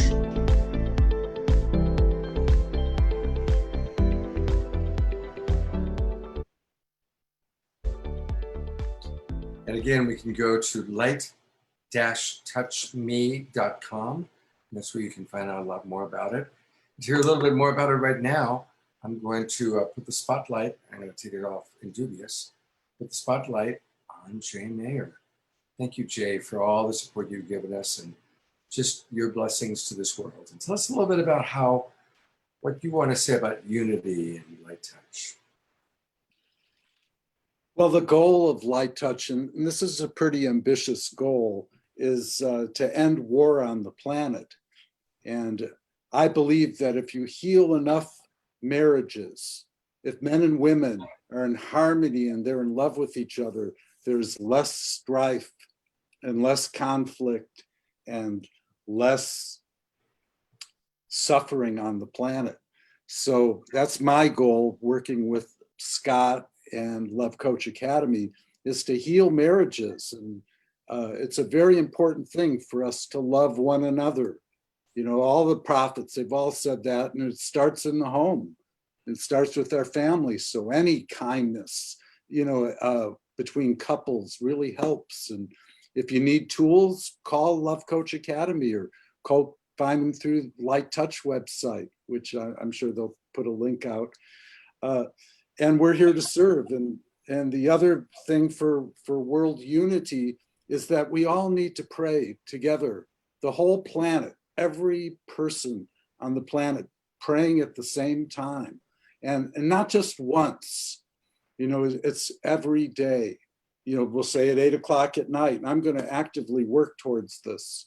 I'm going to contact all the major religions and people at Unify and World Unity Week and everywhere. And, you know, we really need to take charge of this planet. It's going to happen with one voice when we call for peace on earth. We're going to experience it. And I think that there is a divine calling, you know, for us to bring forth world peace. And we're going to do it collectively. And we can't wait for our government. You know, we have to do it now. That's right. Thank you. Thank you. Thank you, Jay. And I'm going to pull up Jay's website where you can get a lot more information. And again, it's at light-touch.me, light-touch.me. It's all about healing relationships. And, you know, Jay mentioned marriages, and we just want to acknowledge that both Light Touch and Love Coach Academy are sex positive. So we support marriages, same-sex marriages, as well as marriages of men and women. So anyway, you can learn more about going to Light Touch Me. And thank you. And now to introduce Ava and our evening meditation, here's Deborah. Thank you, Scott. And one of the most important things that we do during the show, and we've done it from the very beginning. Our first show was the Mass Meditation for Peace, which over 1 million people meditated all over the world, is our meditation that we do. And we've invited Ava Parks back. She was with us during the show Honoring Black Voices, which is one of our most amazing shows. And she's a spiritual guide. She has a foundation, the Museum of Women, which is in Irvine, California, that's for inspiring women to greatness. She's the founder and priestess of the Goddess Temple of Orange County, and she's the author of The Queen Teachings for Women. And we've asked her to come back and share a little bit about unity and lead us in a meditation, which can be for unifying us in spirit and of the heart. So thank you, Ava, so much for coming back. Ava Parks. What a great pleasure to be with you. And thank you, Scott. And thank you, Deborah, for doing this amazing work of pulling all this together so we can enjoy it. I have so loved hearing all the voices this evening. John talking about changing perception. Kamala talking about, she said some so important things about active work. You can't just peace out and not do anything, or you're part of the problem. David carrying the torch of peace as one. I thought that was really beautiful. And the music, Indubious, We Are Infinite, and Valerie and Fantuzzi. I have just, the music really adds to the joy of the whole thing. And Neale talking about who am I? You know, I think we can agree that we are one. That is a concept that most of us who would be listening to this would get and would appreciate. I have a few friends who say, oh, Ava, you and your, oneness thing, that is so impractical. In fact, somebody just today was saying to me, how can I be one with Trump? And she's not a fan. And she said, I can't possibly think of myself as one with him. I am not that rotten. I'm not that evil. And so I liken it to when you talk about that, when you talk about oneness, it doesn't mean that you have no boundaries on the human level. We are living on the human level. And if we identify with only that, then we will live that paradigm. And that's a very limited paradigm. And we will live if we say, I'm a Black man, or I am a white woman, or I am short, or I am tall, or I am healthy, or I am sick, whatever it is, I am rich, I am poor. If we identify too strongly with some very narrow identity, then we must live. We are putting ourselves in a box, and we must live only from that. We can live only from that paradigm. That morphogenetic field contains only so much information for that identity, and you can't access any more if you're going to say that's all you are. And so I like to say we cannot deny the pain of what is going on. We cannot deny that there are people of color and white people. We cannot deny that there are men and women having issues. We cannot deny any of these things, but we do not have to live from the paradigm that that's all we are. Privately, internally, we can live from the paradigm of I am all that is, all that ever has been, and all that ever will be. And if we live from that paradigm, then we open ourselves up, I believe, to the magic of the universe, for all the possibilities, instead of just that tiny little identity. And so how do we feel like we are one with somebody we really strongly disagree with? And I liken it to the body. The body is one. But on the human level, the body can become ill, can become sick. You can get an infection in your hand, for example. Something is wrong, something is sick. That happens at the human level. And what would you do if you had gangrene in your hand? Would you do nothing? Would you just let that, oh, we're all one, just let that gangrene run up your arm and then eventually through your whole body and kill you? No, on the human level, we must have healthy, good, loving boundaries, while still recognizing that at the macro level, we are truly one. So the body is one, but if I'm getting gangrene, then I might have to cut my hand off in order to save the whole body. And that's a boundary. We might have to hold certain types of boundaries on the human level, so that the overall body can be healthy. And when you cut your hand, when you have your hand cut off because it has gangrene, you're not angry with your hand, you're not hating your hand. You're simply saying, well, this is what has to happen right now at this level, but I am still one with everything. And so I like to look at it that way. And in that way, I'm not a fan of Trump either, but in that way, I can see myself as one with him. I disagree with his actions. I disagree with the way he is walking in the world, but it doesn't mean that I'm not one with him. So if you're willing, take a breath and let your eyes fall closed. And let's move into our meditation.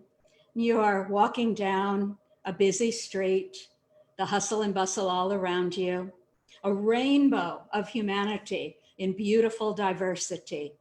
And you're walking peacefully, and suddenly you notice off to the side a mysterious but inviting stairway going down, and it interests you. Something is there for you. So you put a foot on the stairs, you catch a faint fragrance of a garden, and you see a beautiful light down below. No one else is on the stairs. I'm taking another step down, The light grows brighter from below, the scent more intense. You feel relaxed and peaceful and calm and curious, taking another step down. With every step down, you feel stronger, more connected, more vibrant in your body, more clear. Another step down, more aware, more joyful, almost down to the last step. A beautiful rose garden is laid out before you, and the heavenly fragrance wafts by you. A beautiful priestess appears and beckons you forward, and she smiles and she speaks. And she says to you, you are in the rose garden of Goddess. Rose, R for reverence for life and honoring she who brings life to this plane. O for oneness, all is one, there's only one of us. S for sacred, nothing is left out, all is sacred, from the tiniest nematode to the greatest nebula. Everything is sacred. All is sacred. And E, eternal, nothing ever dies. It just changes form, arising and subsiding and arising again in the great dance of creation. And the priestess completes and departs, leaving you to walk the garden paths in peace. And this particular bush calls you. Oh, this fragrance, so magnetic, so compelling, so exquisite. And you lean forward to inhale the bliss, and some part of you maybe wants to take a stem, but you hesitate. And then you realize the truth. This rose, this fragrance is already inside your heart, ever blooming, ever sending out its fragrance, its signature of the rose, reverence for all life. All is one, all is sacred, all is eternal. And you feel joyful knowing that this rose is always alive and perfect inside you, always available, always releasing its sacred fragrance of beauty and love for you. And it is now time to depart, and you will walk on, and the power of the wisdom of the rose you take with you now, wherever you go. So you wave goodbye to the priestess and you mount the steps, going up.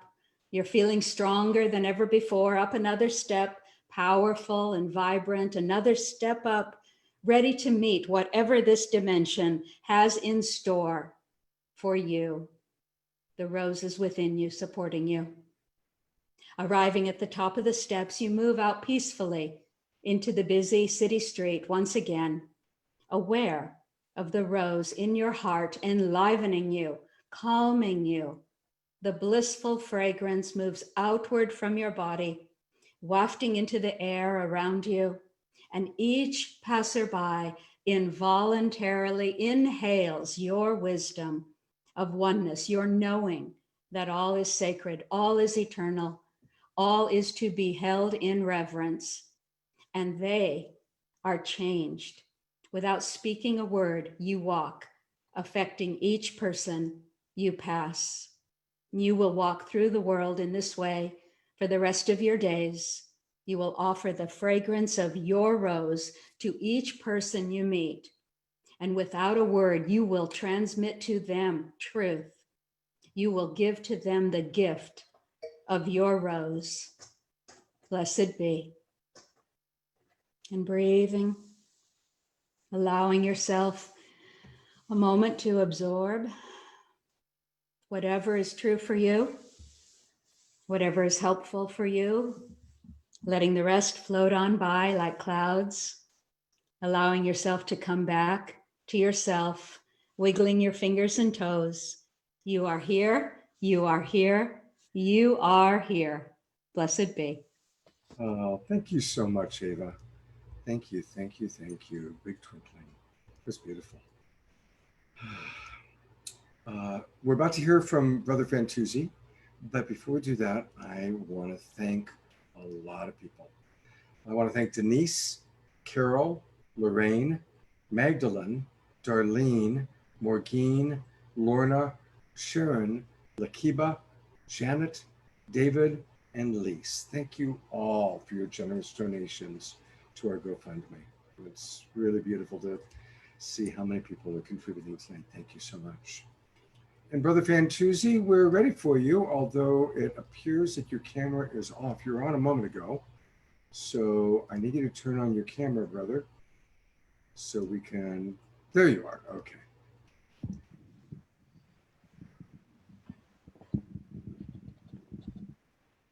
Time for go? It's all yours, brother. Well, family, I'm honored to have another moment with you all, and everybody is so incredible always on this show, and you're all invited to be part of our thing on the 5th. If anybody was wishing to share, we would be honored to host you. The Rainbow family is anybody who has a belly button, you're in. And I guess even if you don't have a belly button, you could be from another planet, you're still in your family. This song I'm going to sing to you is called One Earth, One People. You got to imagine a bunch of horns going. Bam, bam, ba-dum, ba-dum, bam, bam. Oh, yeah. Ba-da-da-da-da. Ba-da-da-da-da-da-da. Oh, Lord, oh, Lord, oh, Lord. Ba-da-da-da, ba-da, da-da-da-da-da-da-da. Love you, love you. Ba-da-da-da-da. Da-da-da-da-da-da-da. One word, one word. Ba-da-da-da, ba-da, ba-da-da-da-da-da-da. Oh, no matter what religion you are, race, color, or creed, we must learn to live together for us to succeed. Now the world is ready, I pray, a brand new day in a new way. Come with solutions and let's all agree the new way and stand up and be counted. Come on, stand up and be counted. Stand up, woo, and be counted. One earth, one people. Stand up and be counted. Come on, stand up and be counted. And be counted, 'cause we are all one people. Come now, people, and don't hesitate. Respect is due for what Jah create. Life is a blessing to celebrate. If we could get this to the head of the state, our situation would then be great. If you don't watch out, there'll be no more world. No more dancing boys and little girls. No more creatures and no more trees. That's why we ask for a nuclear freeze and unity with the family. 'Cause we are all one people. All one people. So stand up and be counted. Come on, stand up and be counted. Stand up and be counted. One earth, one people. Stand up and be counted. Come on, stand up and be counted. Stand up and be counted. We're all one people. Thank you so much, family, for all you do to make this world more beautiful. For all the children to come, I thank thee. And for all the ancestors too. 'Cause we came to do what we came to do. No time to hesitate. You got to feel free. Hallelujah. Om Namah Shivaya. So stand up and be counted. Come on, stand up and be counted. Stand up and be counted. One earth, one people. Stand up, woo, and be counted. Come on, stand up and be counted. Stand up and be counted. We are all one people, black and white. Let's unite. Stop all the fighting and unite. Rich and poor, you know why you came here for. So stand up, work together. We got this.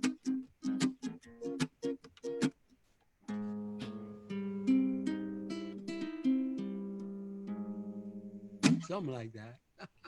Thank you, Fantuzzi. Hey, I want to just let everybody know that there's another very important GoFundMe, and that's for Fantuzzi's healing. As I've said a couple times tonight, this whole show began with Fantuzzi doing a benefit concert for himself to raise money about 3 months ago, and so many people enjoyed it. It was a Saturday night. They said, hey, let's do it again. And then the global meditation was happening, and the next thing you knew, this show has grown and grown and grown. But it all started with Brother Fantuzzi, who's as vibrant and vital as he is in his music, and all these decades he's been really providing so much love for us, so much beautiful music. But he's dealing with a health challenge, and it's a big one. And he's doing good with our support, but let's continue to give support. So it's GoFundMe, Fantuzzi Miracle Healing. We want Fantuzzi to be around for decades more. God's wanting, I'm here. If I gotta go, I gotta go. Remember, we're always one together towards the one. That's true. Thank you so much for being with us, Fantuzzi. Peace and blessings, family. Fantuzzi's really like the house musician, you know. He really is. All right, turning over to Deborah.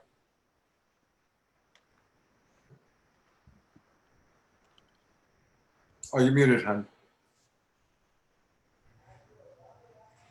I think Ken is going to introduce. You're right. I made a mistake. I made a mistake. I was supposed to put the spotlight on. I got so excited about Fantuzzi. I got so thrown off by his death thing. I was like, no. I got thrown. Okay, Kenny, take it away. Tell us about our comedy tonight. Thank you, Fantuzzi. My brother from the other. He's so enlightened. Yes, and good. You know, you're gonna kick that Lyme disease. I know it, man, because you got a lot of love coming toward you. It's going good, brother. It's going so good. Thank you. Our love is with you. So, our next entertainment comes from all the way from India. Serena is a Sri Lankan-born, San Diego-raised, and San Francisco-based stand-up comedian, actor, and writer. She is known for her lighthearted, conversational banter to her ruthless, dark jabs that shed light on cultural demands in a exciting way. She recently opened for Comedy Central's roast battle champion, Frank Castillo. And so, Serena, take it away. Let's see what you have to say. Some fun stuff. Hey, how's it going? There it is. It's brilliant. You can see me. All right. Hey, what's up, y'all? Just a quick adjustment. Not coming to you from India, coming to you from San Diego. As you can see from this, it's a little fluid for me. You know, this is what I'm used to. I am Sri Lankan born, as you mentioned, but you know, I've been thinking a lot about this topic of unity, right? And one thing that I was having trouble thinking about, and once I plugged into this meeting, I really realized is that I think we can all unify on the fact that Scott looks a lot like Doc Antle. Can we all just take a moment to agree from Tiger King? I don't know if we're still talking about that, but God damn it, isn't the similarities? It's uncanny, man. Instead of, you know, collecting tigers, he's collecting prayer beads. You know what I mean? It's good. I'm stoked to be here. You know, thanks for having me. Yeah, I've just been contemplating a lot on the topic of unity, and because I have been living with my girlfriend recently, and on a side, I am bisexual, and I should probably change this. It's a little distracting. It took me a while to figure out I was bisexual, because every time I hooked up with a woman, I only did it when I was drunk. Next day, couldn't remember if I liked it. All right, did that for a year. All right, figured out I was an alcoholic before I was gay. All right, Then I started going on sober dates and I got even more confused. I was like, am I into women or empathy? You know what I mean? Like, do I like boobs or feeling understood? And now I'm at a place where, you know, I'm dating a woman for the first time in my life. And it's going great, but we moved in together, right? And a couple days later, shelter in place happened, which means it was kind of like you're eating an edible and then somebody's like, oh, wait, that's actually acid. And you're like, how long is this going to last? It really does something to you, you know? You're like, oh, wait, hold on. I wasn't ready for that much commitment, you know? 22 hours in a day, you know? Let's not do that. But, you know, she is in the other room, so I do want to say, you know, a couple nice things, you know, about her, because she does mean the world to me, you know what I mean? She's very sweet. She's very, I think that's a little backwards, isn't it? She's very sweet. She's very hardworking. She's very giving.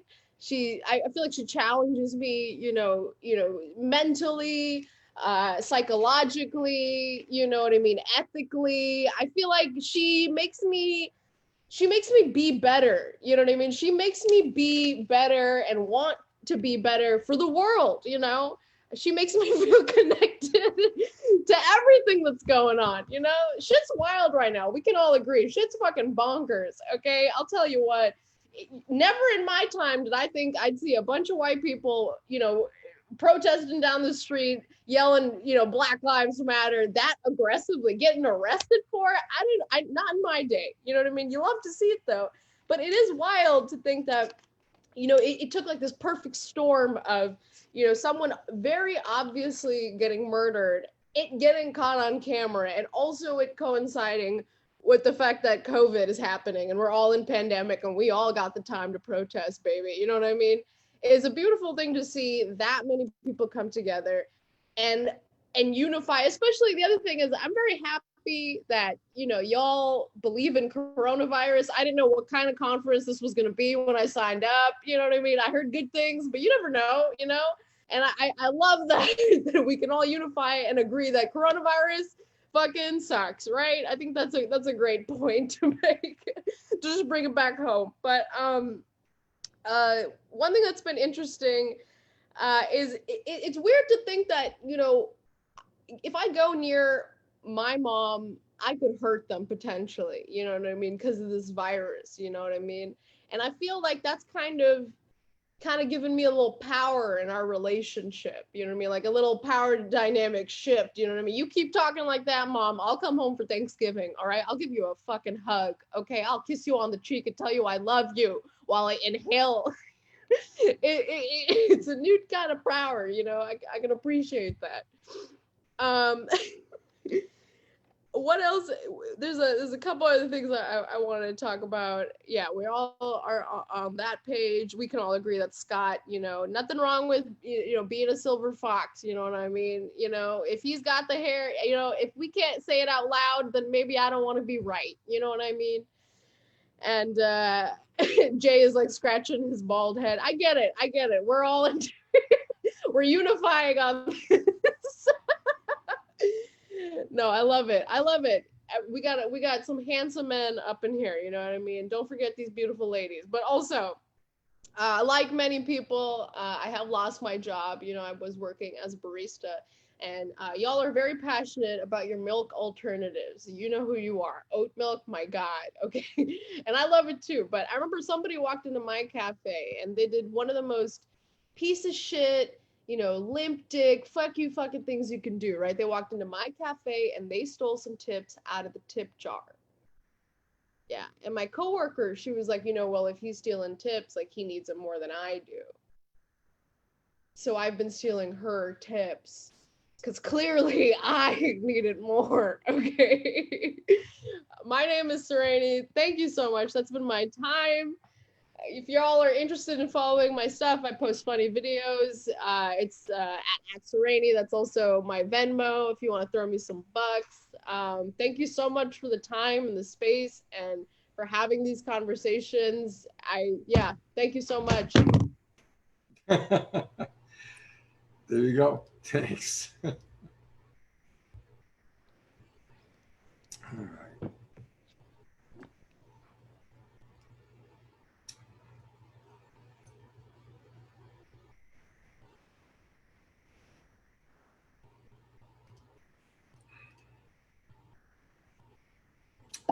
Right.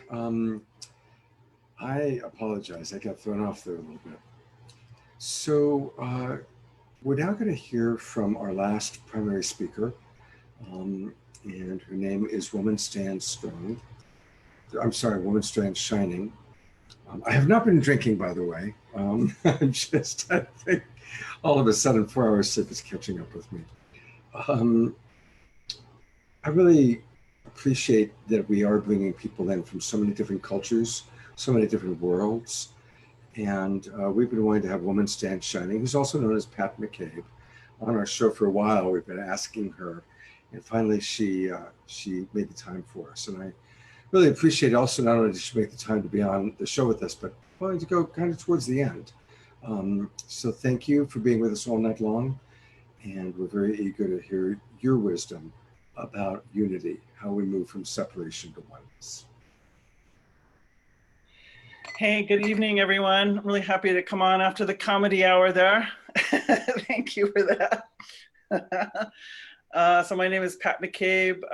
I'm from the Dene Nation. So I'll say She'e'iyah, Tachi Inishli, Aro Ashi Bashishchi, Ma'irish Gejne Dashanale, Klauschi Daushiche, Kwatawas Dani Inishli. And that's not Latin based, is it? That's our Dene Pesad, our original language, ancient language. And then I was also adopted by the Lakota spiritual way of life. And in that way, I was given the name Wiyakpa Najimwi. And that translates roughly to Woman Stand Shining. So, gosh, it was great to hear everybody. I'm a huge fan of Neale. And so that was great to see him. I've also been working with the Pachamama Alliance for many years. And so I'm really happy that we're contributing, and my presence here is contributing to their very important work right now for the rainforest and for the indigenous peoples.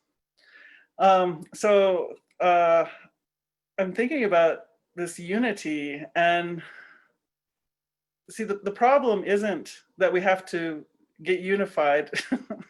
I don't think. I think the problem is that we don't realize that we already are unified, that we already are united, that we already are in unity. Like, we don't have a choice. We don't have a choice. We think we do, but we don't.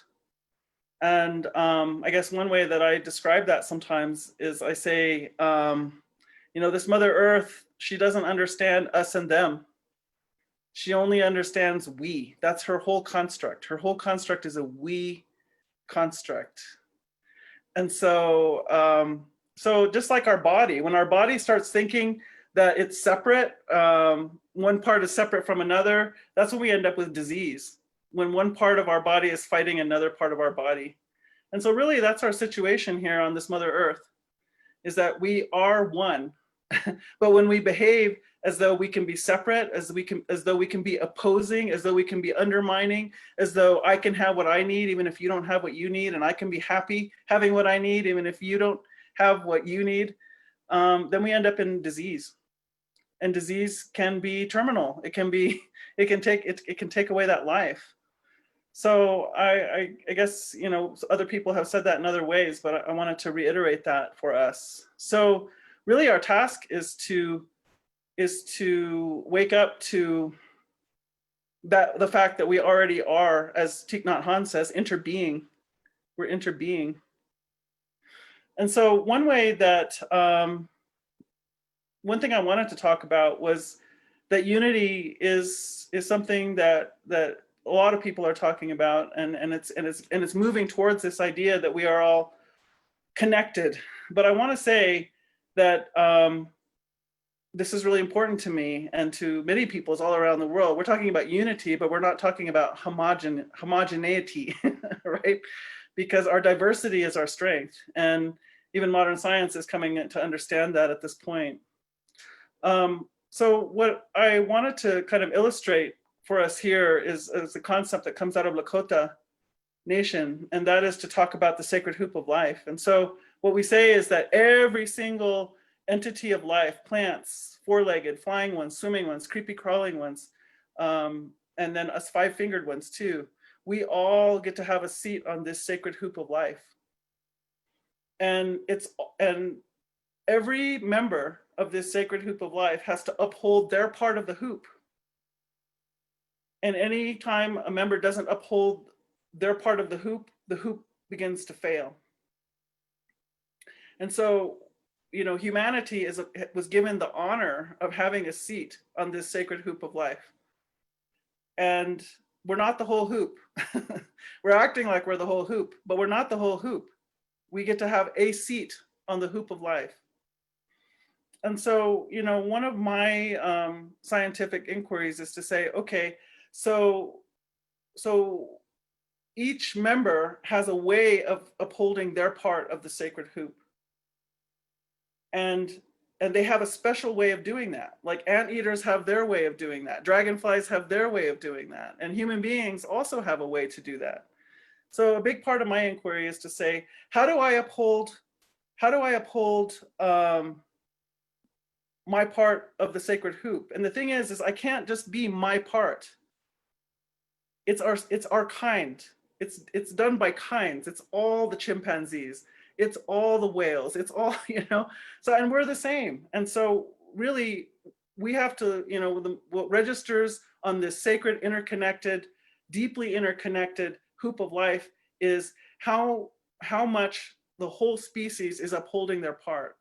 So this sacred hoop of life doesn't differentiate between race or religion or who's justice oriented, who's hate oriented. We are measured in terms of life and our contribution to life by sorry, I'm getting my timer here, by the sum total of our actions. And so this is where our unity is so important. Now, what I wanted to just try to explain that part in terms of from our culture's perspective. But what I want to also say is, culture, I'm going to say culture is not a human construct. Culture is the Mother Earth expressing herself as human being in any given place. And so these cultures are tuned into how to uphold their part of Thriving Life Plan, how to enact Thriving Life design in any given place. And so that's why these, diversity in culture is so important. Just like our body, our eye functions differently from our foot, our blood functions differently from our bones, and so this is also true with all the diversity of life on the Mother Earth. And so at the same time as we're looking at unity, just like I have one body here, we really need to acknowledge the function of different cultures, different peoples, and how they contribute to the knowledge of how to be here. And the final thing I wanted to end with is just to say, I'm going to invite us. This is something that I really love, that a friend of mine who's working in neurology has talked to me about. And she's saying, when we give a command to our body, it doesn't think about whether we know what we're doing or how to do something. We just give the command to our body. So that piece that you wrote, that Neale asked you to put in the chat, I'm going to ask you to give that as sort of a command to your body, and your body is just going to take it in and just say, right, I'm on it, and it's going to go, and it's going to figure it out. So we can do this in a number of different ways in terms of this transition that we're talking about. So my grandma said to me, we were born into beauty, as beauty, for joyful life. And that's the truth. And that's how I want to end. So great to be here and so great to hear everybody. Thank you so much. Thank you. And you can learn a lot more about Pat McCabe by going to her website, Woman Stands Shining, but the actual website is patmccabe.net, patmccabe.net. And you can learn more about, she's got some beautiful talks and interviews that you can download and listen to. I had watched this one about speaking to the water, and it was beautiful. So definitely go to patmccabe.net. So much for being with us tonight. God bless you. And we've got one more musical act for you, and then we're going to go into community connections and have a lot more coming through. And we definitely want to end on music, because music really unites us, brings us together. And we have Valerie Romanoff coming back. She's an incredible musician. She heals through her music, raises consciousness through her music. And here she is again. Thank you so much for being with us again, Valerie. It is my pleasure. I love this whole vibe, and I love the message. I like to create all kinds of different music, from still to chill to thrill, because each has a different kind of medicine. But the common thread is that music has vibrations. It holds vibrations, and it can transmit vibrations out into the universe and affect everyone. And our thoughts and our prayers and intentions are also energy. And we know that our thoughts and prayers create our reality. So I'd like to ask everybody for a minute to spend a little time while I play this music to visualize what we want to see in the world. Visualize this unity that we're talking about, how important it is. And after we do that, we're going to send it all out on a wave of sound and vibrant music.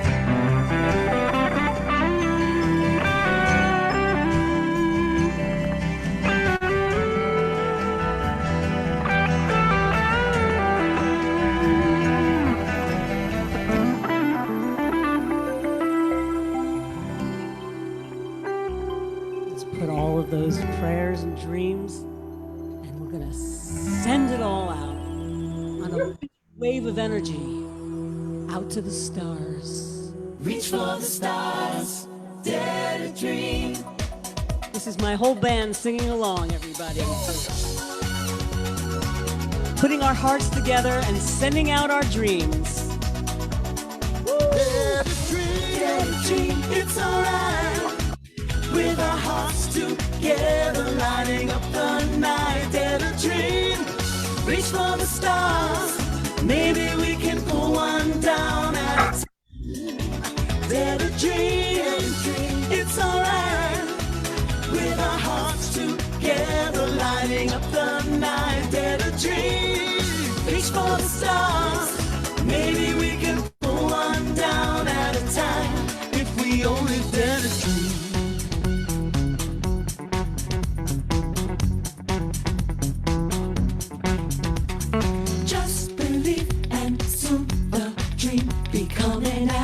Dare to dream. Just believe, and soon the dream be coming at you. Dare to dream.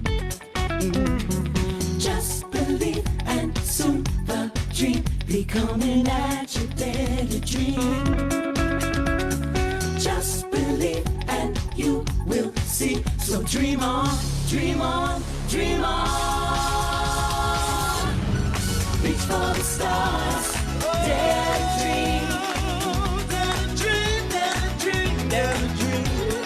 It's alright, dare to dream. It's alright, it's alright, it's alright. Reach for the stars, dare to dream, dare to dream, dare to dream. Yeah. It's alright, dare to dream. With our hearts together, lighting up the night. For the stars, dare to dream. We can do anything, everybody. Work this out. Dare to dream. Reach for the stars. Dare to dream. Reach somebody, reach for the stars. Reach for the stars. It's alright. Dare to dream. Dare to dream. Woo! Thank you, everybody. And blessings. Woo! Wow. Talk about being able to make a guitar sing, right? Wow, that was really something. Beautiful. Joy. Thank you, everybody. Thank you, Deborah, and thank you, Scott, and thank you, everybody. And you know, one more time, I'm going to pull up your PDF here. There we go. All right. You can learn more about magnificent Valerie Romanoff by going to ValerieRomanoffMusic.com. And what are we going to find there if we go to Valerie Romanoff Music? Well, you'll find you'll find music, you'll find my albums, you'll find some writings that I did, but mostly this idea about still, chill, thrill, about how all of the different types of music have a different effect on us and how we can pick and choose and we can align ourselves with many different kinds of vibrations in music. And so I have writings all over the place and lots of music and some videos. And I'm always love collaborations and finding people to align with that have a common message. And it's just the greatest joy there is. So that's what the website's about. Thank you so much for being with us. I sure hope you'll come back, Valerie. I will. All right, great. Well, we are kind of wrapping up our official part of the show, but we've got a great community connections planned for tonight. Scott Grace has created a very unique variation of a song you will probably recognize. Teresa Bell is going to sing. I think we might get a little light touch from Jay and Jan.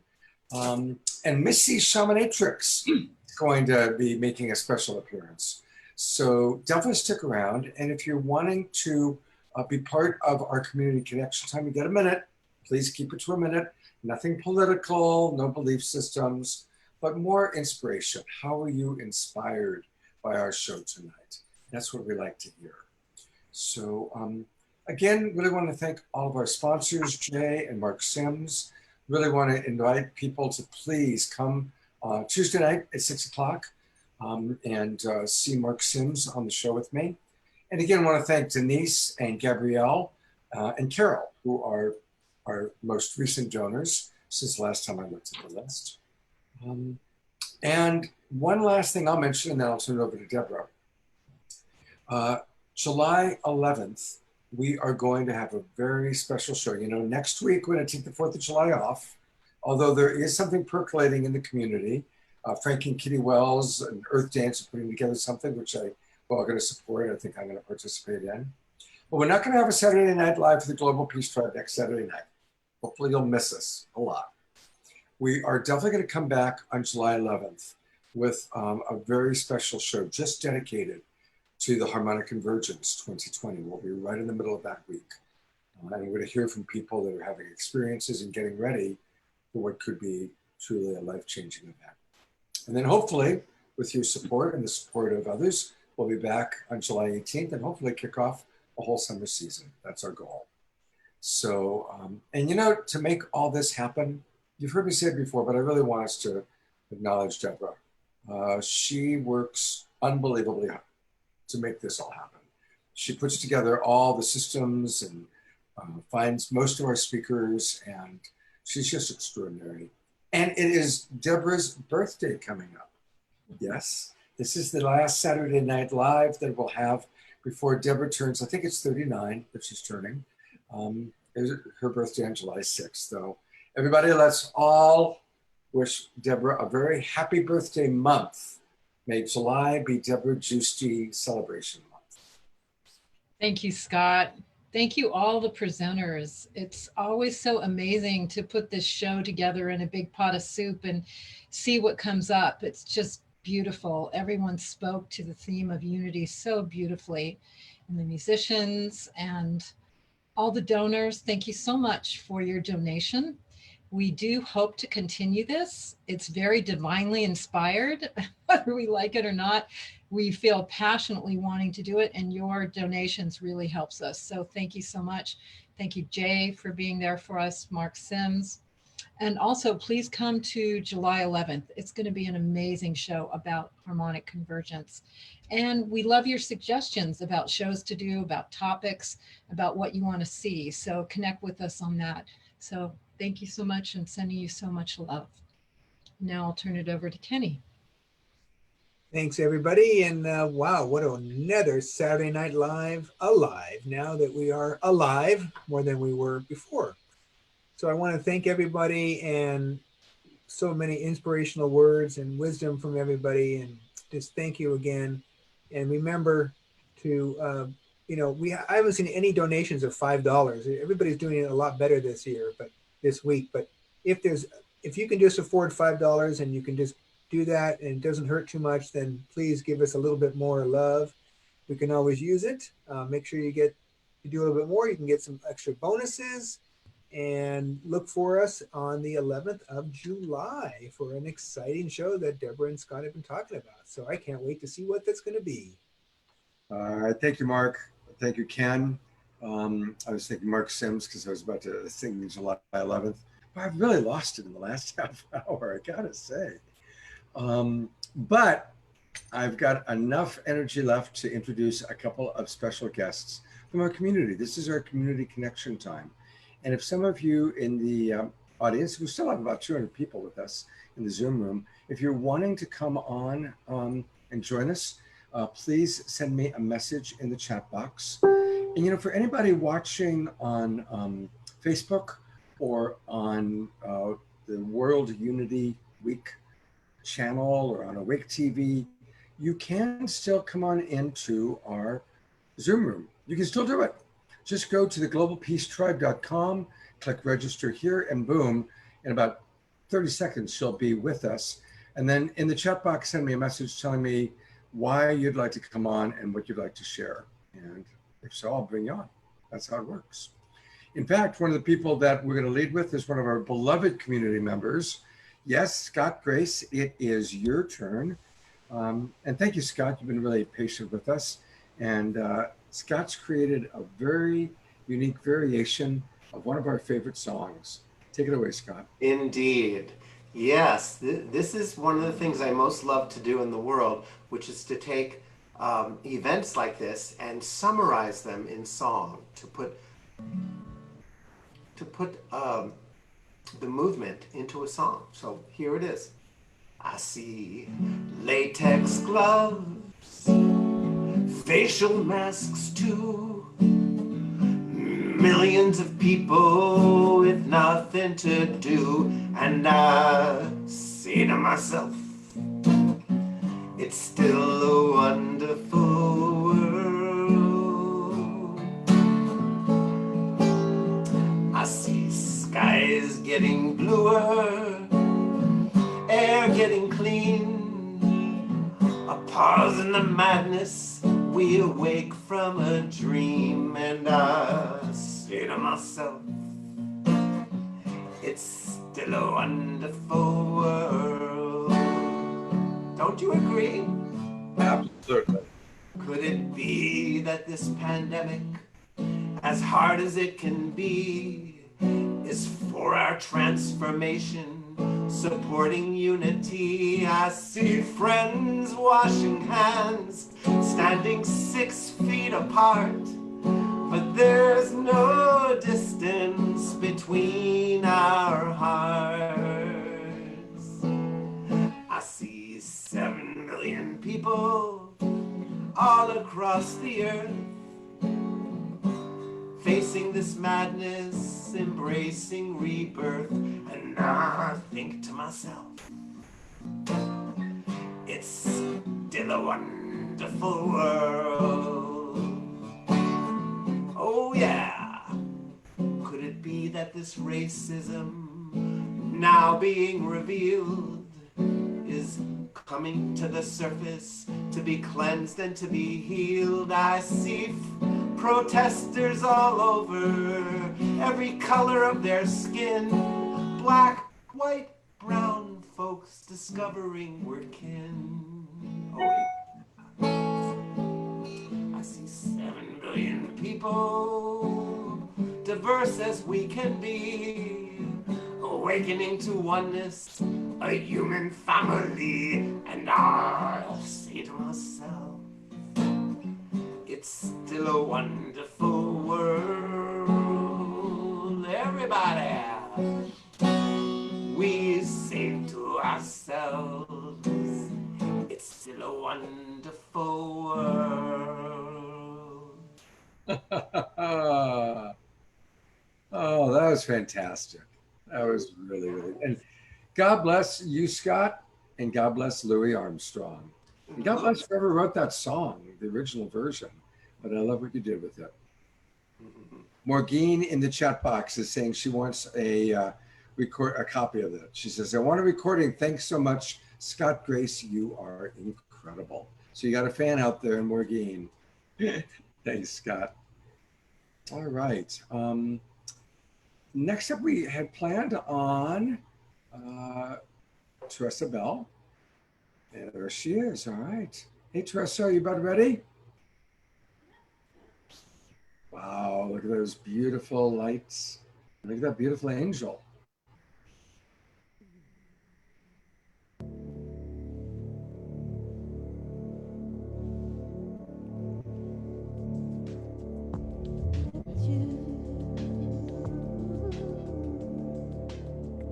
Let tonight and all of light and shine our light so starry bright in soaring to the starry light and shine our light so starry bright. Love heals all. Love heals our call. Love blesses all.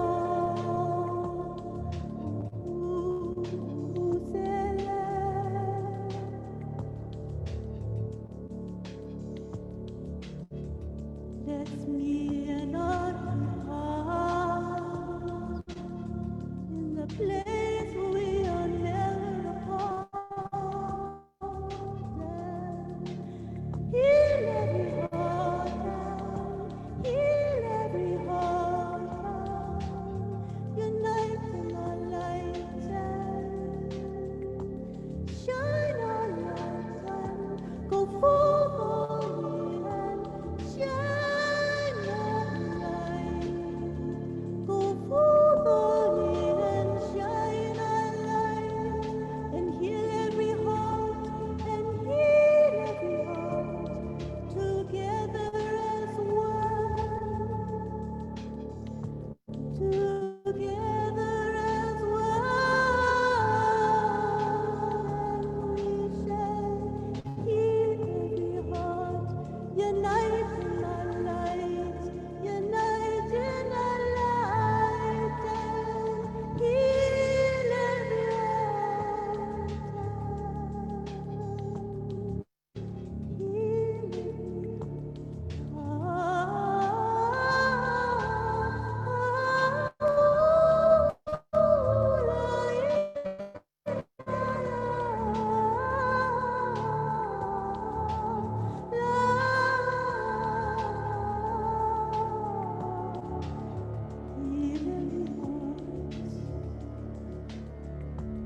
unite and all of lives. Heal every heart. Together with our unity, we can heal every heart. I love you, bless you. Thank you, Teresa. And from that beautiful psychedelic temple of yours, we're going to go to another psychedelic goddess who's part of our community. Shamanatrix, Missy Galore, you're up. Bless, bless, Cosmic Family. What another amazing Saturday Night Live galactivation. I'm so inspired by this constellation, and I had to jump on tonight and reflect the cosmic yum with everyone, because in fact we are united as one. The beauty of the true wisdom that everyone shares is that it rings true in the hearts, in my heart and everywhere. And I have a small mantra to reflect back and chant. Grateful for our soul tribe dance. Bliss, good people, it's unity. Rose fractal identity. I see you inside of me. I see we in all that be. Love, love, love. Oh, it's love. Love, love, love. Oh, it's love. Bliss, good people, it's unity. Rose fractal identity. I see you inside of me. I see we in all that be. Love, love, love.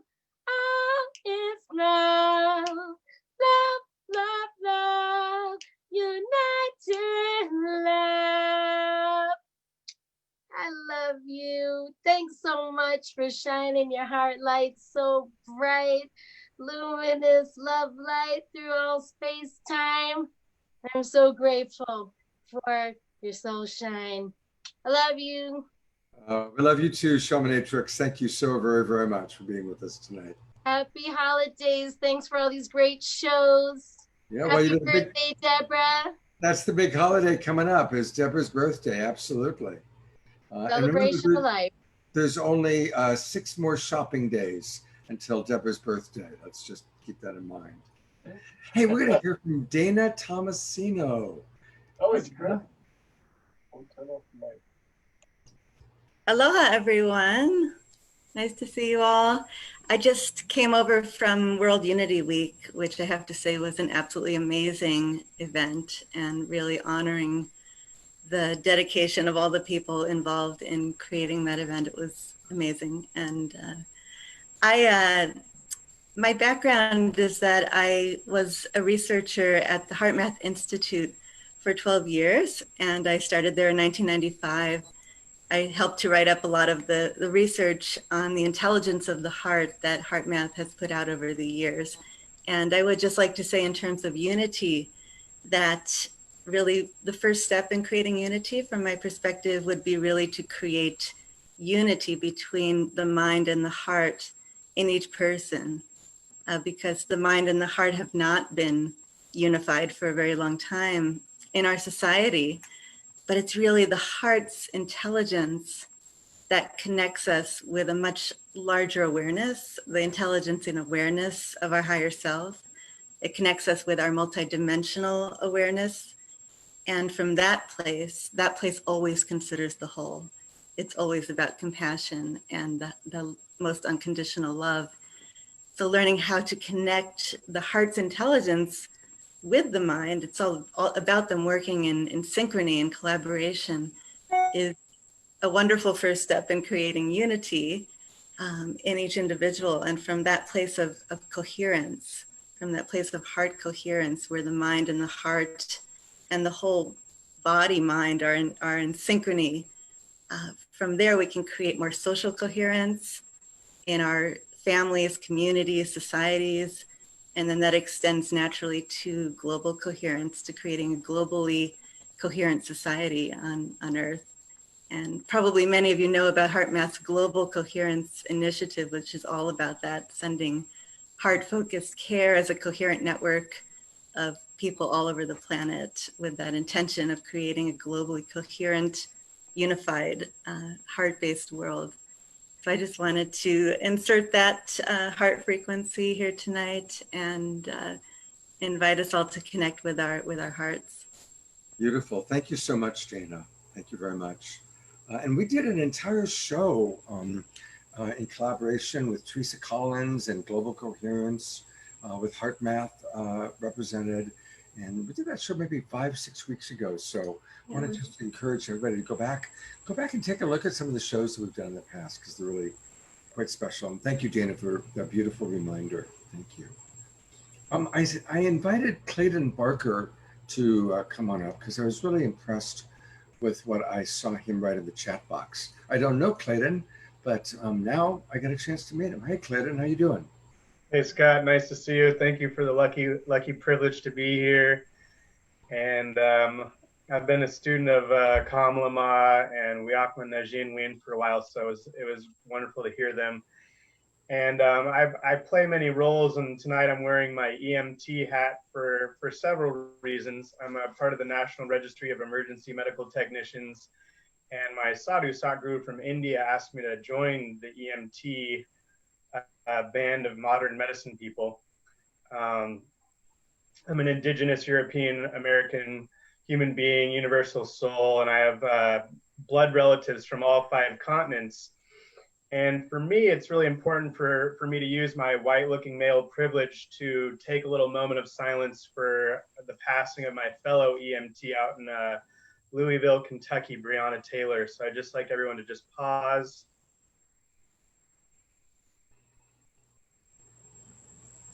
And then say Breonna Taylor's name with me, Breonna Taylor. Maximum grace for Breonna Taylor. Yeah, and all people of color. And part of my role in society is that I'm a white male who's dedicated to worshiping the Divine Mother and serving dialogue systems that respect the voices of women of color and indigenous peoples. And I'm not a saint or a master at that, but I'm trying to bring that into places where it's very difficult. And I've been sharing a lot of nonviolent communication, mindfulness, stress reduction inside 7 prisons, 6 military camps, 22 schools, police academies, and public safety academies. And I would like to welcome anyone here who has any connections. For me, I'm designing a curriculum with Jack Lehman, who's a certified trainer from the Center for Nonviolent Communication, to be able to teach police forces, police academies about white privilege, racial justice, white fragility, and how to practice nonviolent communication, mindfulness, stress reduction, and how to actually build a dialogue system with local communities that will hear the voices of women of color and indigenous peoples. So please feel free to reach out to me. I live in Santa Rosa, California, and I just want to sing a little gratitude song for everyone on this call, all the frontline health care workers that are working during the pandemic, and also people like Breonna Taylor inspiring me to persist in this fight for racial justice, peace, and ecological sustainability. So this is a gratitude song that I've been writing since my first pilgrimage to India in 2008. And it's 38 different languages on how I've learned how to say thank you from the different indigenous peoples of all continents that I've been listening to. So you can imagine gratitude for yourself, your family, your community, your nation, and the world in whatever ways you want as a meditation while I'm singing this song.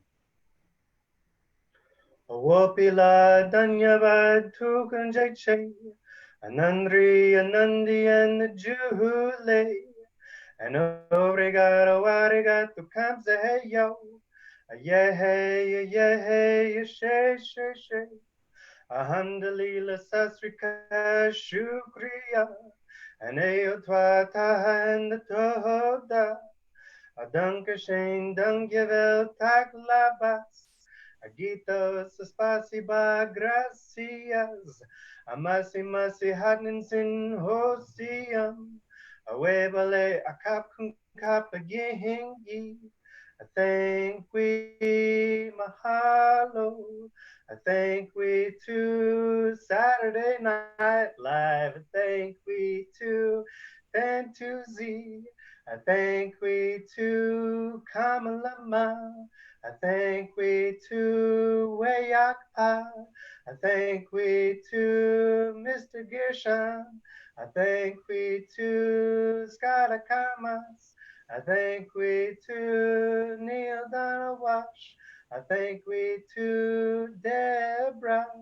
I thank we, oh, I thank we, oh, I thank we,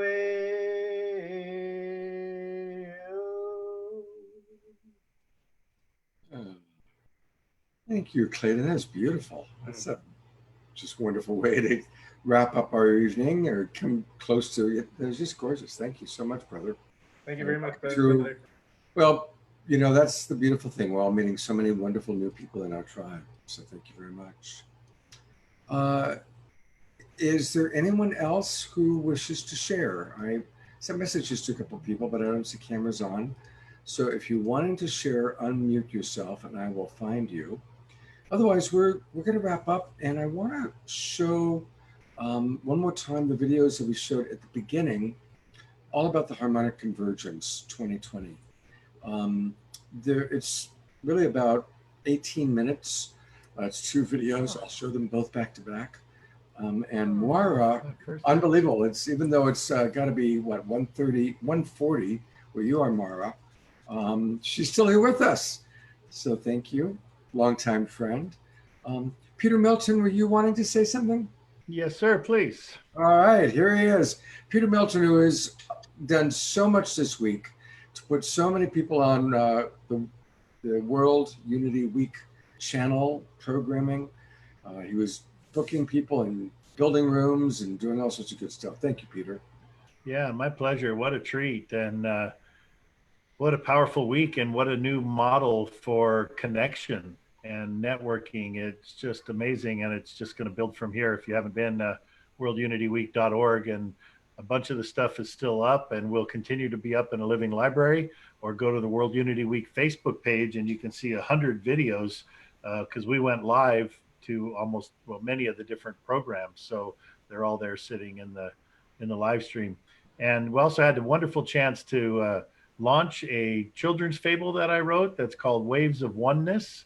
2 waves talking to each other and realizing that maybe they're connected to themselves somehow. And that was inspired from my friend Neale Donald Walsch, who I worked with for several years way back in 2000. I love writing in that style where different things talk to each other, as he did with talking to the God of his understanding. So that's great. I also got to launch my Unity sign, which is the new peace sign. We used to think we were separate. We're remembering that we're connected. Here in the heart is where we remember that. When we come from that heart-based unity consciousness, we can create peace on earth. And so it's a peace in, peace out move. And there's a big dance program that's coming up that is going to be happening in August that I'll tell you guys about more next week. But lots of great projects brewing. And then a big event in September with World Unity Week is doing its next thing, which is a peace weekend on the International Day of Peace weekend, September 17 to 21. So great to have you guys involved with World Unity Week. And this is the last moments of World Unity Week is ending when this show ends. So happy to be one of the last speakers and put a cap on an amazing 8 days. Thank you. Oh, thank you so much for everything you do, Peter. And, you know, again, we're all coming together doing amazing, amazing work. So thank you, buddy. Yes. All right. And again, just to put the spotlight on Jay for a moment, again, you can go to light-touch.me and see more about what Jay's doing. And of course, you can also go to lovecoachacademy.com. Jay, any last words of wisdom? Yes, it's very important that we remember that we have magical powers live inside of us.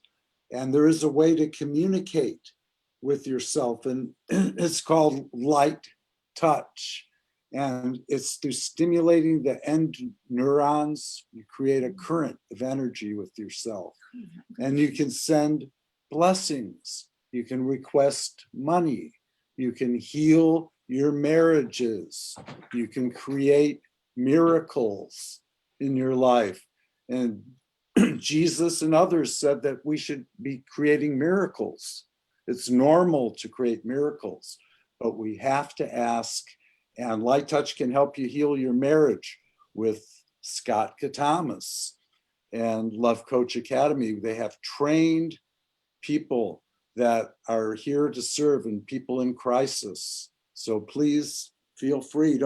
If you feel like, wow, I might have a divine appointment, yeah, pick up a phone, call us, check in.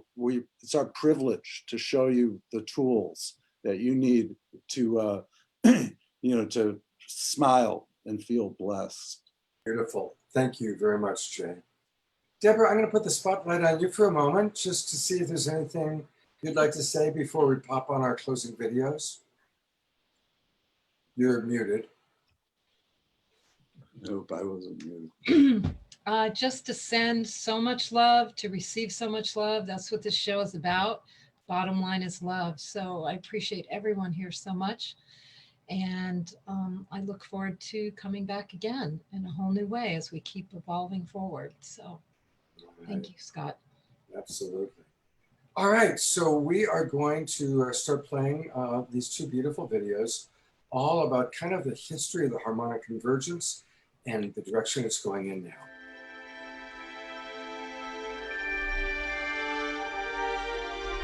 In 1987, millions of people around the world joined together in the first synchronized global meditation for world peace, known as the Harmonic Convergence. This historic event coincided with a remarkable alignment of planets, drawing together people of all faiths and colors to usher in a new era of peace on Earth and to initiate contact with higher dimensional beings. On July 14th, 2020, 33 years later, a similarly rare alignment is occurring. Welcome to the Harmonic Convergence 2020.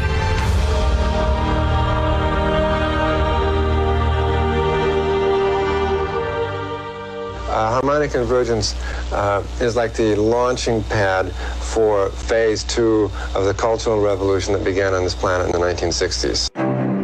On August 16th and 17th, 1987, Jose and Loidine Arguelles called for a harmonic convergence, an event to bring the global human family together, to raise our consciousness, and as a result, usher in world peace. And in a time without the internet, social media, or the ubiquity of cell phones, millions around the world joined, even resulting in a collective Om on Johnny Carson's Tonight Show.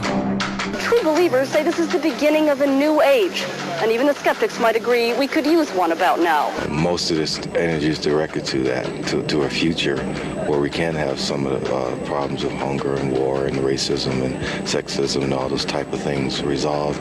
We have lost this beautiful harmony way of life, and also the love that goes with it. That is the only way we ever gonna unite, is through our love for all people and everything here on earth. It's just a preparation for the earth to regenerate itself from the way we've treated it, and to make different choices. And the energy is available astrologically from the prophecies from these different cultures. This is about time. At the core of the 87 harmonic convergence was the belief that the current Gregorian calendar system, based on a 12-month calendar year, was deeply out of sync with the rhythms of nature, giving rise to global discord as a result. The harmonic convergence is based upon the cycles of time as charted by the Mayan calendar.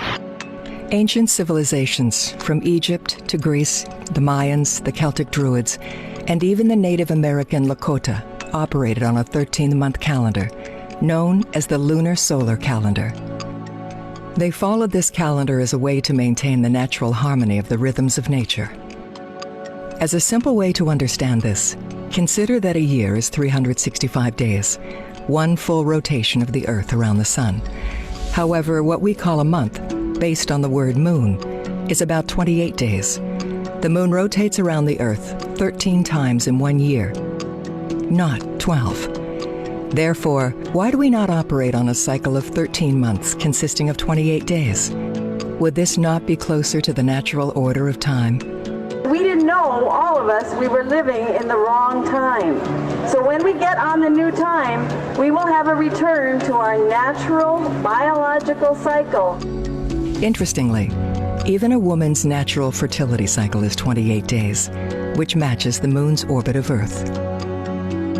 And you better believe it, women, that's why we have felt at war within our own body system, because we literally have not had the right standard of measure for our biological timing. A crooked calendar creates a crooked mind, creates a crooked society, creates a crooked civilization. We got to break out of this. The Gregorian calendar is something that's really upsetting the natural balance. The effect of it is that we are living in a system of time that is out of sync with nature. The 87 harmonic convergence was a call to step into a higher order of human consciousness, one that is more harmonized with nature and in deep connection with the soul's natural tendency toward love. On a non-physical level, us being here and thinking of peace and love and it's sending out energy, and that it has an effect on the cosmos.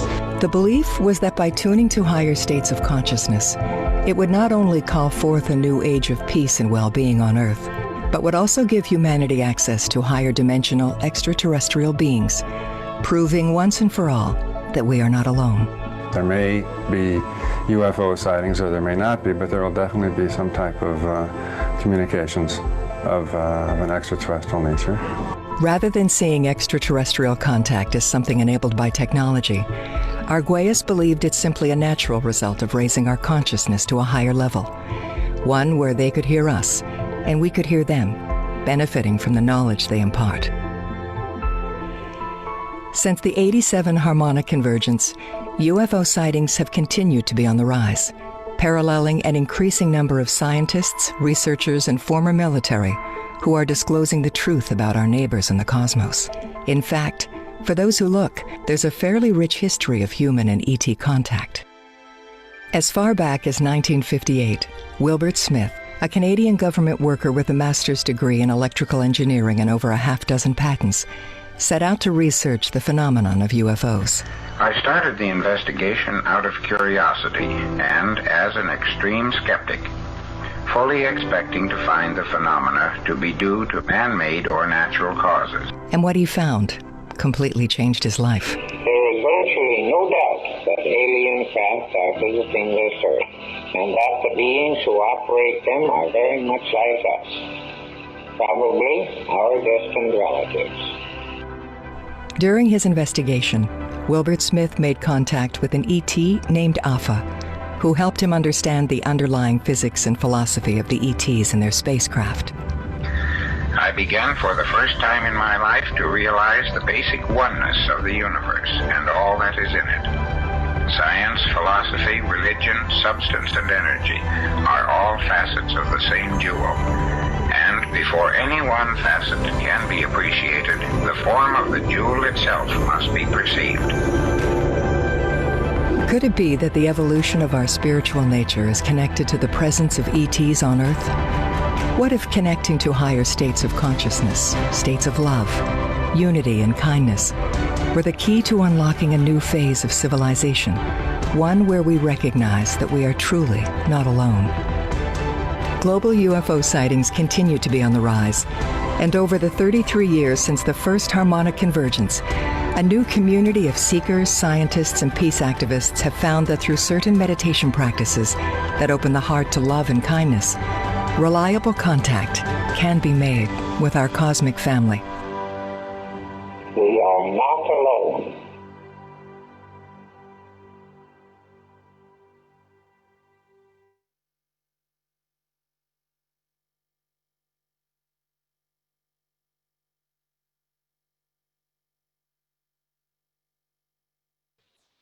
You're muted, Scott. Thank you. We still have 125 people in the Zoom room, and that's really beautiful. Thank you, everybody, for watching. That was part one. And I'm now going to play part two. And thank you, Kenny and Clayton, for still being here, and Dana, and all the people that are still in our room. It's really amazing. All right, let's go to part two now.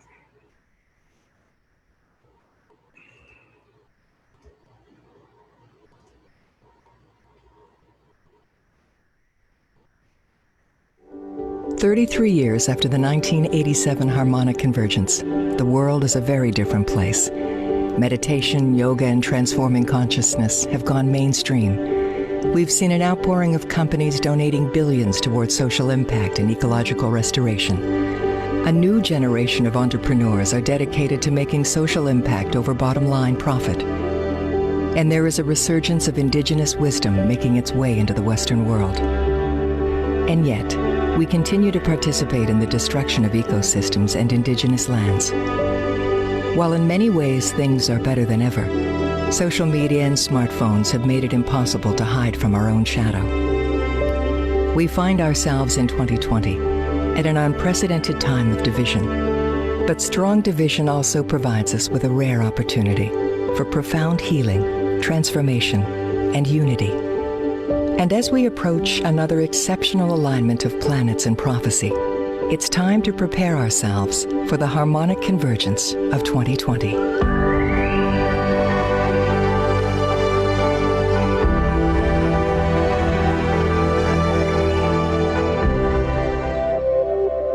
In the year 2020, while many people may still feel shy about sharing their belief in extraterrestrials, more than half of the human population believes they exist, and 61% of those who believe think that we should try to make contact. Is humanity ready to accept once and for all that we are not alone through mass contact? And there are those who are claiming that they don't need to believe in ETs because they know they exist.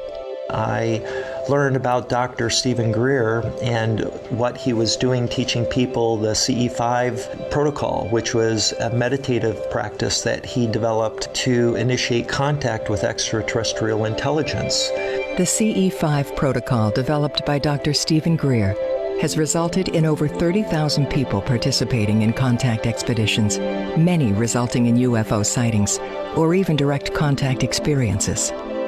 And I was skeptical, very skeptical when I first heard about this. And there were a lot of people claiming that they had indeed met extraterrestrials, that they had had face-to-face experiences, in fact, that led to friendships. I was like, I want to look into this. On the 5th night of a 6-day training with Dr. Greer, Mark had a life-changing experience. Right after we meditated, we opened our eyes and we're looking up in the sky, and a ship materialized out of thin air right in front of us.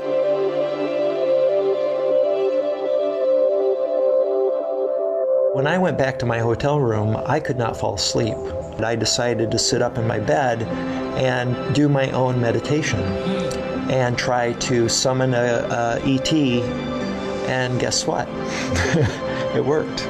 I opened my eyes, and standing at the end of my bed is a light being, a being that appears to be a hologram. Since that night, Mark has developed a deep connection with the ET named Teshbar. Teshbar has shared with Mark aspects of the ET philosophy that may help us understand the next stage of human progress. So he told me that consciousness begins in the animal kingdom, and through the modus operandi of reincarnation, the soul, the individualized soul, is developed.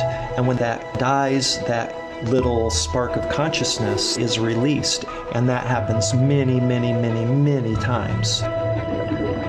And then we graduate to the human level. So if this is true, and I believe it is, we have this very tight connection to nature that goes beyond just being out in nature and appreciating it. We are nature. We have been those animals. You were the frog. You were the praying mantis. You were the butterfly. You were the eagle. You were the wolf. If the soul progresses through different physical forms to learn lessons, what are the characteristics that we must now learn in order to grow to the next stage of the soul's evolution? Teshbar said that mastering unconditional love was the key to ascension after the physical death. And I asked him the question, well, what is unconditional love and how does one master it? And he said, that's for you to discover. What does it mean to accept and love others unconditionally? And is humanity ready to make the leap? To truly love another human being, you have to first love yourself unconditionally. Only then can you truly love another. Could it be that in the school of Earth, humanity is learning how to love one another. And if we can pass the test, we will graduate to join a universal family of advanced beings. It would appear that we are well along the way to becoming truly civilized. And if we can refrain from committing racial suicide and learn to respect the dignity and brotherhood of man, we can expect eventually to be welcomed into the great cosmic fraternity of the advanced races that inhabit the regions beyond the limits of this little planet. But if we take an honest look at the state of the world today, we may still have some lessons to learn about what it means to be a species of love. One of the things that we are lacking on this planet is a reverence for life. And all the insects and all the mammals and birds and reptiles and amphibians, they all make a tapestry of life that we have lost reverence for. One of the most glaring examples of a lack of reverence for life today is the continued destruction of Earth's ecosystems. Often this comes at the cost of sacred lands that have been protected by indigenous peoples for centuries. Unbeknownst to many, indigenous lands account for about 80% of the Earth's biodiversity. Perhaps there is a reason that they are its protectors. Perhaps a first step toward embodying the principle of love would be to learn from and integrate their wisdom, seeking to protect instead of extract. All of us had gotten away from the purpose of being here, away from the Creator. We are here for purpose. Get the people to come and unite. Unity was the way that people lived before, in harmony. Though despite opportunities for growth, humanity finds itself at an unprecedented time of opportunity to make massive change. We must remember that in the last 100 years, we have increased our technology from the level of horse-drawn wagons to space shuttles, men walking on the moon, computers in the home, etc. If we were studying quantum physics, we would say a particle that's gathering so much momentum and so much energy is preparing to make a quantum leap into the next higher level or the next higher energy state. We are indeed beginning to enter the quantum evolution phase of the human race. Nothing like this has happened before in the context of which it's happening with the technology, and that we're a world community, truly a world community now for the first time. If we recall, millions of people unified for the harmonic convergence of 1987.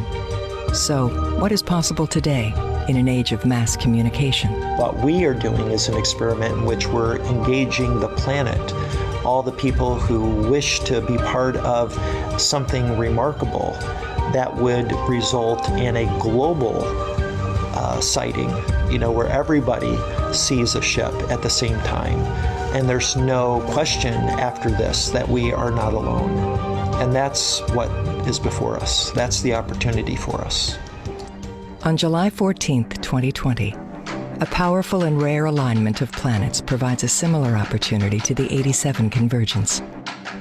What can we do to prepare ourselves for this powerful moment and take advantage of the opportunity that is before us? So the preparation for the harmonic convergence is as critical as what we do on those days. And it's really a time for people to prepare on a very deep level to come together on those days, to totally focus from their hearts an energy of love and of healing, to surround and embrace our planet, to give our total focus and our total love emanated from the heart. The Harmonic Convergence 2020 virtual event is a transformational 10-day experience with speakers, performances, and meditations designed to help us prepare energetically for universal contact. We want to prepare people for what's about to happen. Evolution is spiritual and mental. We are here to advance our intelligence, to raise our mental horizons, to expand our spirituality. We want peace on Earth. We don't want to destroy it. And there is a future for us all. We may have different ways of describing it, but we all have a common aim. And the world is getting in such a mess nowadays that we have to work hard together to get through and to make a wonderful future. If millions of us around the planet can unify in love and kindness, can we collectively transform the energy of pain and destruction into healing and creativity? The time is now for a spiritual transformation to happen, and it starts with you, stepping into your own capacity for love and sharing it with the world. No matter what our story is, we are all capable of love and kindness. Join us for an extraordinary gathering for the harmonic convergence of 2020.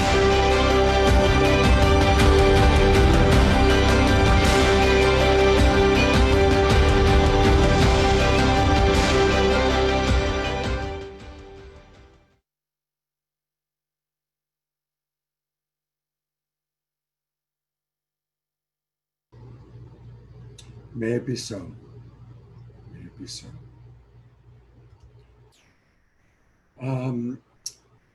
I want to thank everybody for watching tonight. You can go to Harmonic Convergence 2020. Definitely please join me on Tuesday night at 6 p.m. Pacific time when I am going to do a second interview with Mark Sims to go deeper into what he's learned from the extraterrestrial that he's been communicating with since 2012. And stay tuned to us and all the other people that are putting out amazing information. And thank you for being with us. 125 people still. That's pretty cool. But I am going to take my dogs for a walk and say goodnight. Good night, everybody. Have a beautiful, beautiful weekend and hope to see you soon.